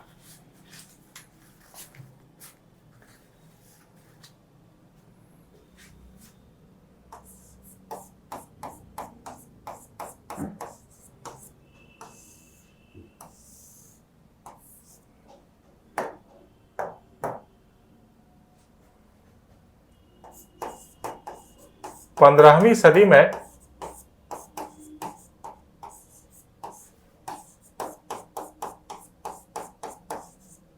पुर्तगाल के राजा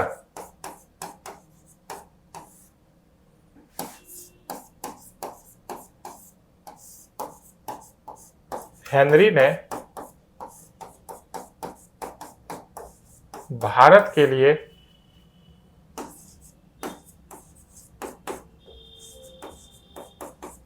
वैकल्पिक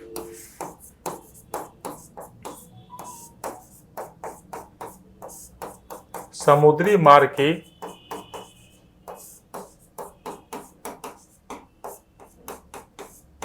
खोज प्रारंभ की।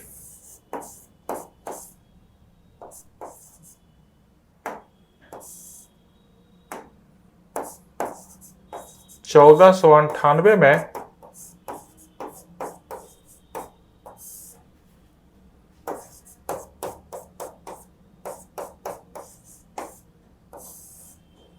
पहला पुर्तगाली यात्री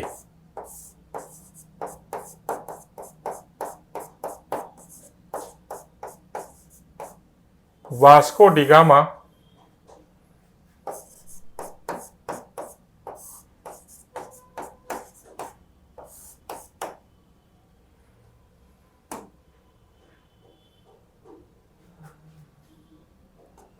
पूरा लिख लीजिएगा। वास्को डी गामा, पहला पुर्तगाली यात्री Vasco da Gama Cape of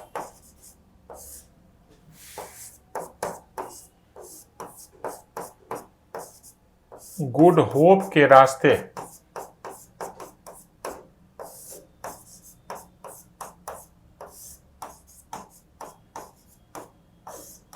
Bharat आया।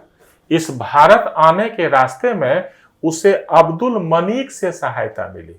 अब्दुल मनीक गुजरात का था, जो वास्को डी गामा का पथ प्रदर्शन कर रहा था, उसको रास्ता दिखा रहा था अब्दुल मनीक। ध्यान रखिएगा, ठीक है। भारत आया, कहां आया? भारत आया।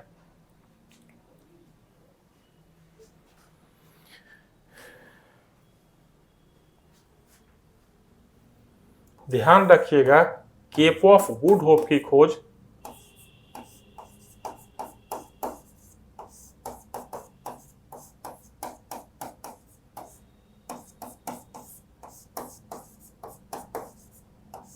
की खोज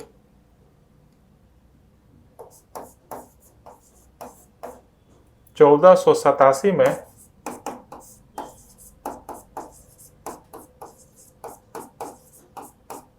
बार्थेलोमो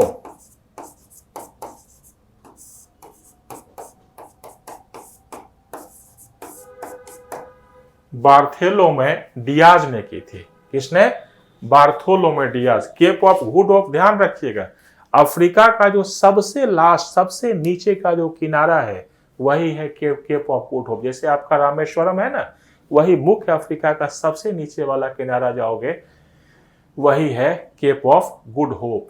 कौन? Cape of Good Hope. जैसे आप देखो इसका इंपॉर्टेंस क्या, जैसे कहोगे कि ईस्ट इंडिया कंपनी को 15 वर्षों के लिए पूर्वी व्यापार का एकाधिकार मिला, तो मैं आपसे पूछूंगा पूर्वी व्यापार मतलब व्हाट? किसके पूर्व, किसके ईस्ट? क्या यूरोप के ईस्ट? किसके ईस्ट पूर्वी व्यापार का एकाधिकार? तो यही केप ऑफ गुड होप है, इसके पूर्व। मतलब इसके पूर्व में, इसके जो ईस्ट में है, मतलब इंडिया वगैरह जो है ये सारा, ठीक है। तो एक सेंटर है ये केप ऑफ गुड होप। कभी कभी पूछता है किसने खोज की थी, तो बार्थोलेमा डियाज, ठीक है, ये आपको ध्यान रखना है। अगला, तो ये प्रश्न अगर पूछे कि केप ऑफ गुड होप के रास्ते भारत के लिए व्यापारिक मार्ग की खोज, ये वास्को डी गामा ने की थी। केप ऑफ गुड होप के रास्ते भारत के लिए वैकल्पिक रास्ते की खोज किसने की थी? वास्को डी गामा ने की थी, ठीक है। चलिए,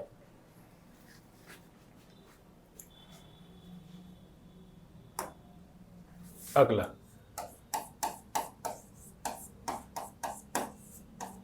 कालीकट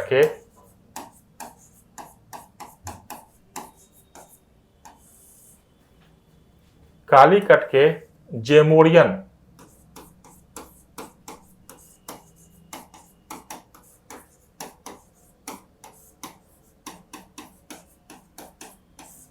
शासक ने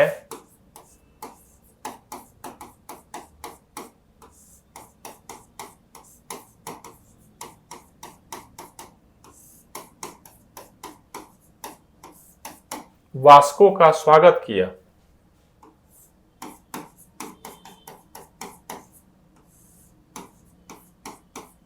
लेकिन यहां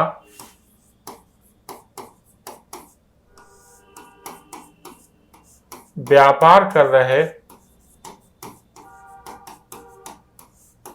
अरबों ने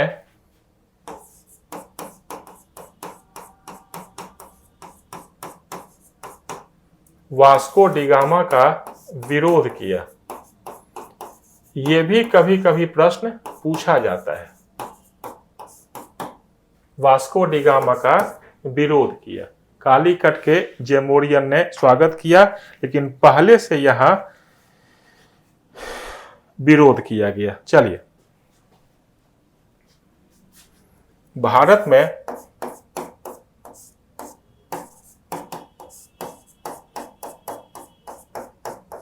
पुर्तगाली अभिकरण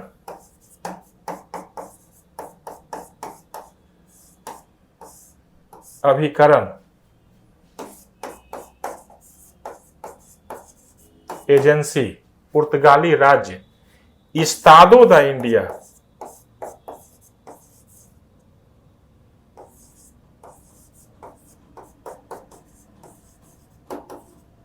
एस्तादो द इंडिया, याद कर लीजिएगा, एस्तादो द इंडिया,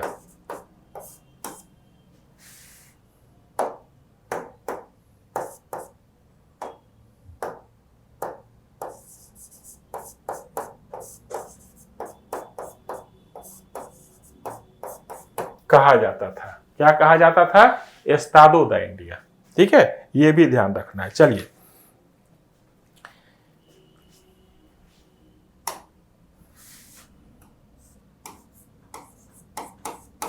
भारत में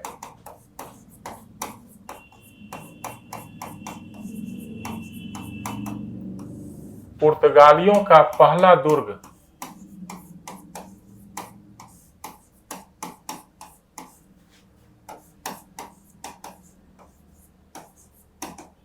पंद्रह सौ तीन में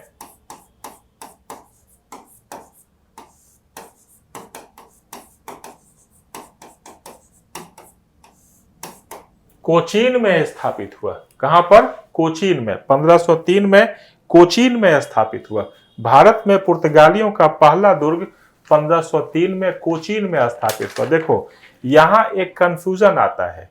यहां एक कंफ्यूजन ये आता है कि तमिलनाडु का जो तमिलनाडु की जो किताब है उसमें लिख दिया है कि पहला दुर्ग कालीकट में 1500 ईस्वी में ही, ठीक है, और बाद में कोचीन सेंटर बनता है। 1500 में कालीकट में बना है, फिर तुरंत वहां से हट जाता है, फिर कोचीन बनता है। आप ध्यान रखिएगा कि 1503 में कोचीन में स्थापित होता है। कहां पर? कोचीन में, 1503 में। अगला, 1505 में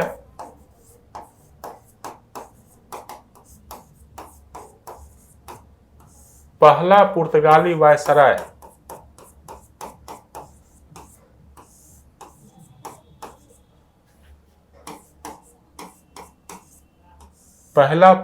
वायसराय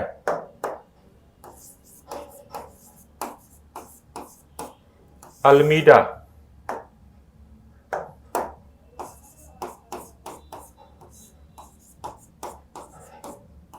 भारत आया।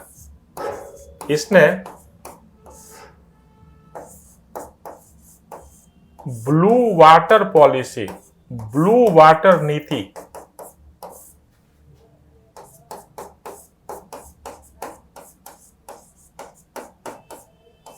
की शुरुआत की, ब्लू वाटर पॉलिसी की शुरुआत की। ब्लू वाटर पॉलिसी में आपको क्या बताया था? ब्लू वाटर पॉलिसी में आपको क्या बताया था कि अल्मीडा कहता था कि सिर्फ भूमि पे अधिकार करने से कुछ नहीं होगा, समुद्र पे अपना नियंत्रण करो, समुद्री शक्ति को बढ़ाओ ताकि भूभाग पे आपका नियंत्रण अपने आप बन जाए। यही जो पॉलिसी है इसको कहा जाता है ब्लू वाटर पॉलिसी। ठीक है, ब्लू वाटर पॉलिसी।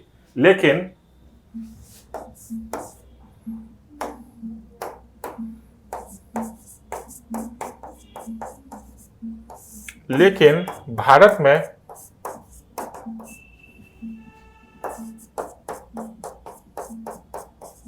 पुर्तगाली राज्य की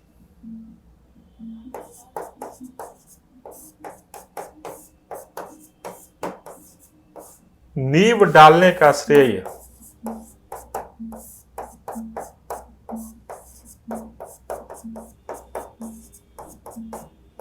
वास्तविक श्रेय अबू बर्क को है।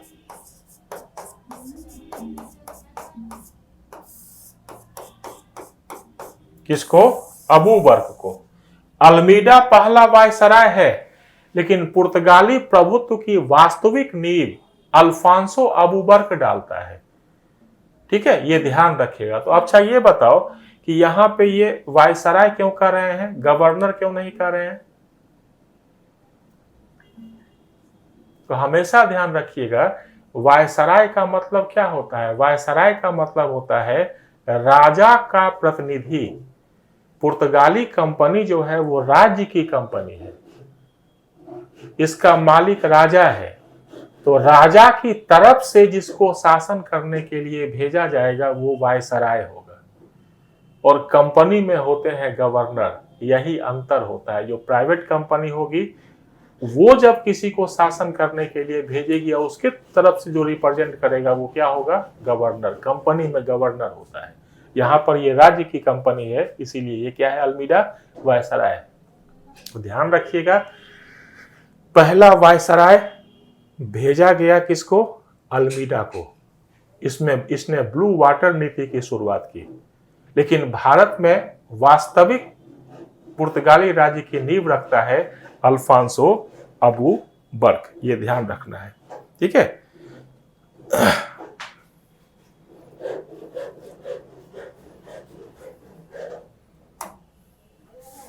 अल्फांसो अबू बर्क।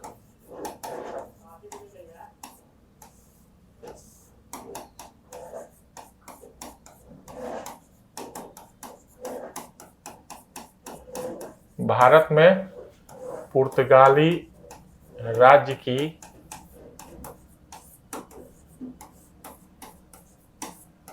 नींव रखी।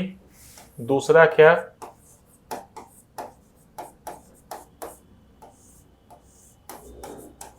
बीजापुर से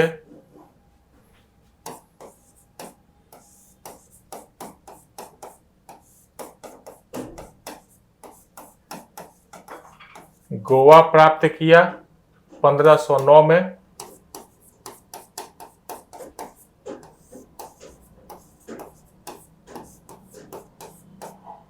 जल्दी ही यह हाथ से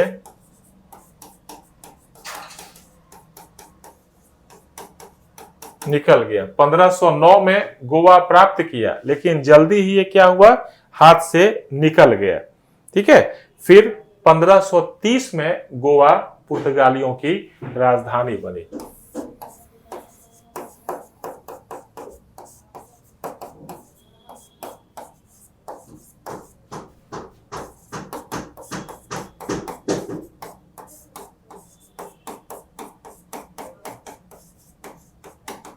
पुर्तगालियों की राजधानी बनी। क्यों ऐसा हुआ? क्या बताया था आपको? गोवा का उत्थान और गोवा का पतन कृष्णदेव राय के शासनकाल के साथ आसानी से जुड़ा हुआ है, उसके शासन के साथ ही जुड़ा हुआ है। 1509 में पुर्तगाली गोवा पे अधिकार करते हैं, कृष्णदेव राय इनको भगा देता है। कृष्णदेव राय मरते हैं 1530 में, फिर 1529 में, फिर पुर्तगाली 30 में गोवा पर कब्जा कर लेता है। ठीक है, इतना आपको इसमें ध्यान रखना है। ठीक है,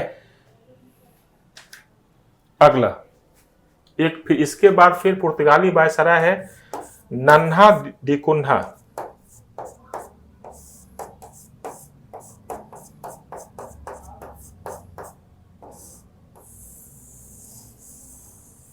इतना भी थोड़ा बस ध्यान रखिएगा, नन्हा डी कुन्हा 1529 से 38।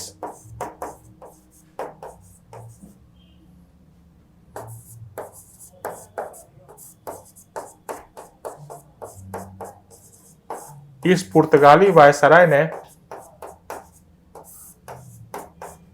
ये नन्हा डी कुन्हा, नाम भी ऐसा है कि आपको याद हो जाएगा, नन्हा डी कुन्हा। ये पुर्तगाली वायसराय जो है, ये ऊपर लिख देते हैं 1529 से 38।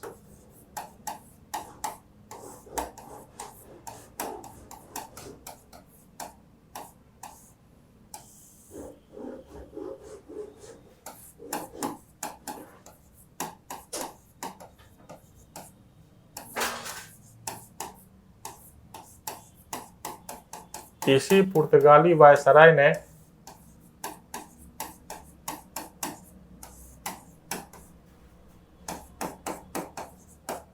गोवा पर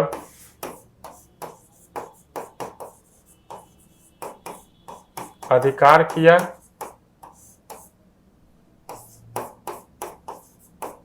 और गोवा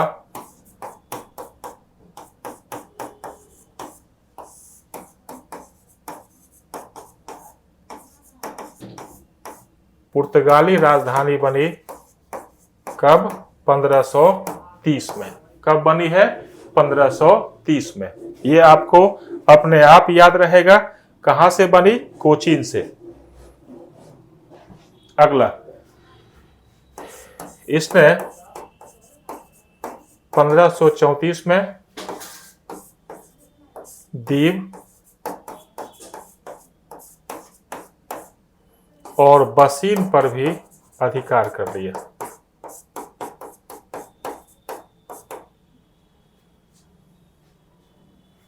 ठीक है, दीव और बसीन पर इसने क्या किया? अधिकार कर लिया। ठीक है,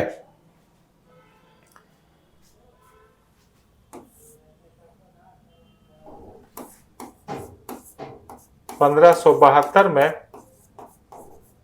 बादशाह अकबर की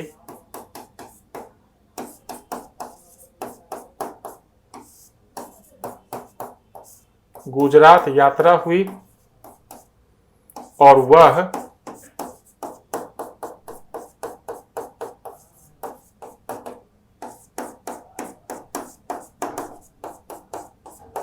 पुर्तगालियों के संपर्क में आया। कौन? अकबर।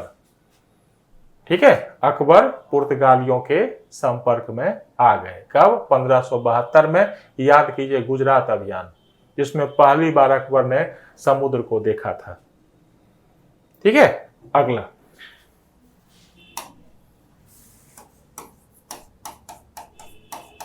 पुर्तगालियों ने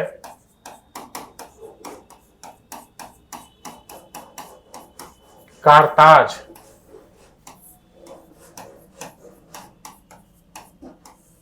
और अरमाडा की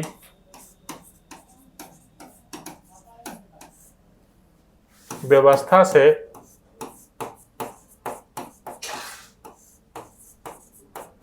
समुद्री व्यापार को नियंत्रित किया। ये कारताज क्या था, याद कीजिए, कारताज क्या कहा था, परमिट। आर्माडा पुर्तगाली नौसेना, पुर्तगाली नौसेना को आर्माडा कहते थे और कारताज को परमिट कहते थे। कोई भी जहाज हिंद महासागर में प्रवेश करेगा बिना कारताज के नहीं करेगा। कारताज क्या था, परमिट था। उसके पीछे ताकत किसकी थी, आर्माडा की थी। और मुगल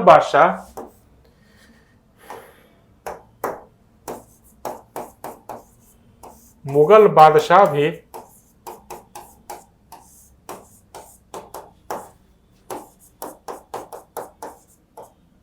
प्रति वर्ष एक कारताज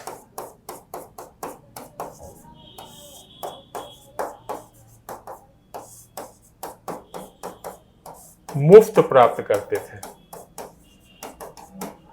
ठीक है, प्रत्येक वर्ष एक कारताज मुगल बादशाह भी मुफ्त प्राप्त करते थे।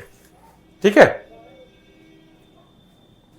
तो सबसे पहले कालीकट मसाला व्यापार का केंद्र था। तो पहला अगला पॉइंट, सबसे पहले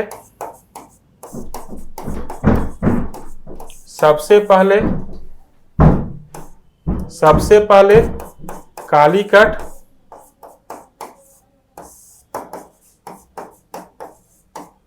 मसाला व्यापार का केंद्र था।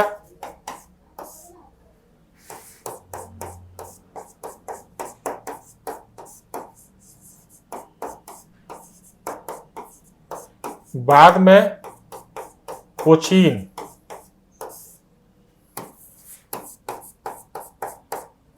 इसका केंद्र बना। ठीक है, बाद में क्या केंद्र बना, कोचीन केंद्र बना मसाला व्यापार का। ठीक है, देखिए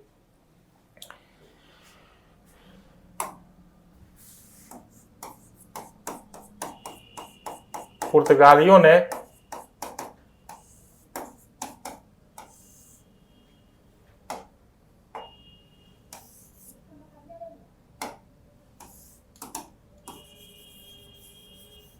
बहुत इंपॉर्टेंट फैक्ट है, इसको याद रखिएगा।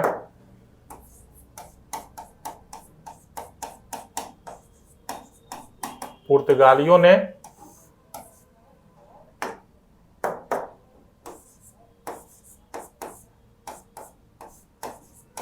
भारत में प्रिंटिंग प्रेस की शुरुआत की। किसका, प्रिंटिंग प्रेस का शुरुआत किया। भारत में तंबाकू टोबैको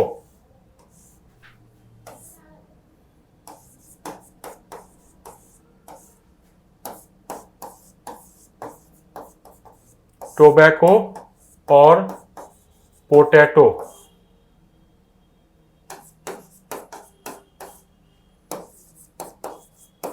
लाने वाले, तंबाकू और पोटैटो लाने वाले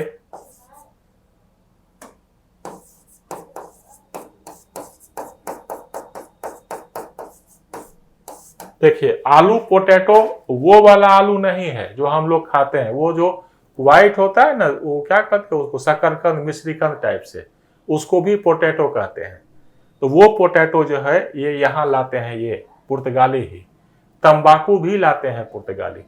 ठीक है, तंबाकू भी इन्हीं का लाया हुआ है। और एक शब्द देते हैं भारत में, जो शब्द है कास्ट, ये भी पुर्तगाली शब्द है। ठीक है, ये पुर्तगालियों की देन है। पोटैटो, टोबैको, ये यहां लाते हैं ये, और एक शब्द देते हैं भारतीयों को, कास्ट। इसकी पॉलिटिक्स आप लगातार देखते रहते हैं। ठीक है, तो पुर्तगालियों से ही ये कास्ट शब्द इंडिया में चल करके आया है।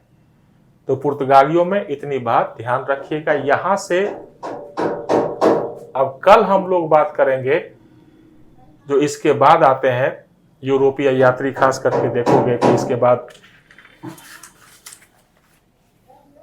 डच कंपनी आती है, फिर अंग्रेज आते हैं, फिर डेन आते हैं, फिर फ्रांसीसी आते हैं। सब पर हम लोग एक एक करके बात करेंगे कल।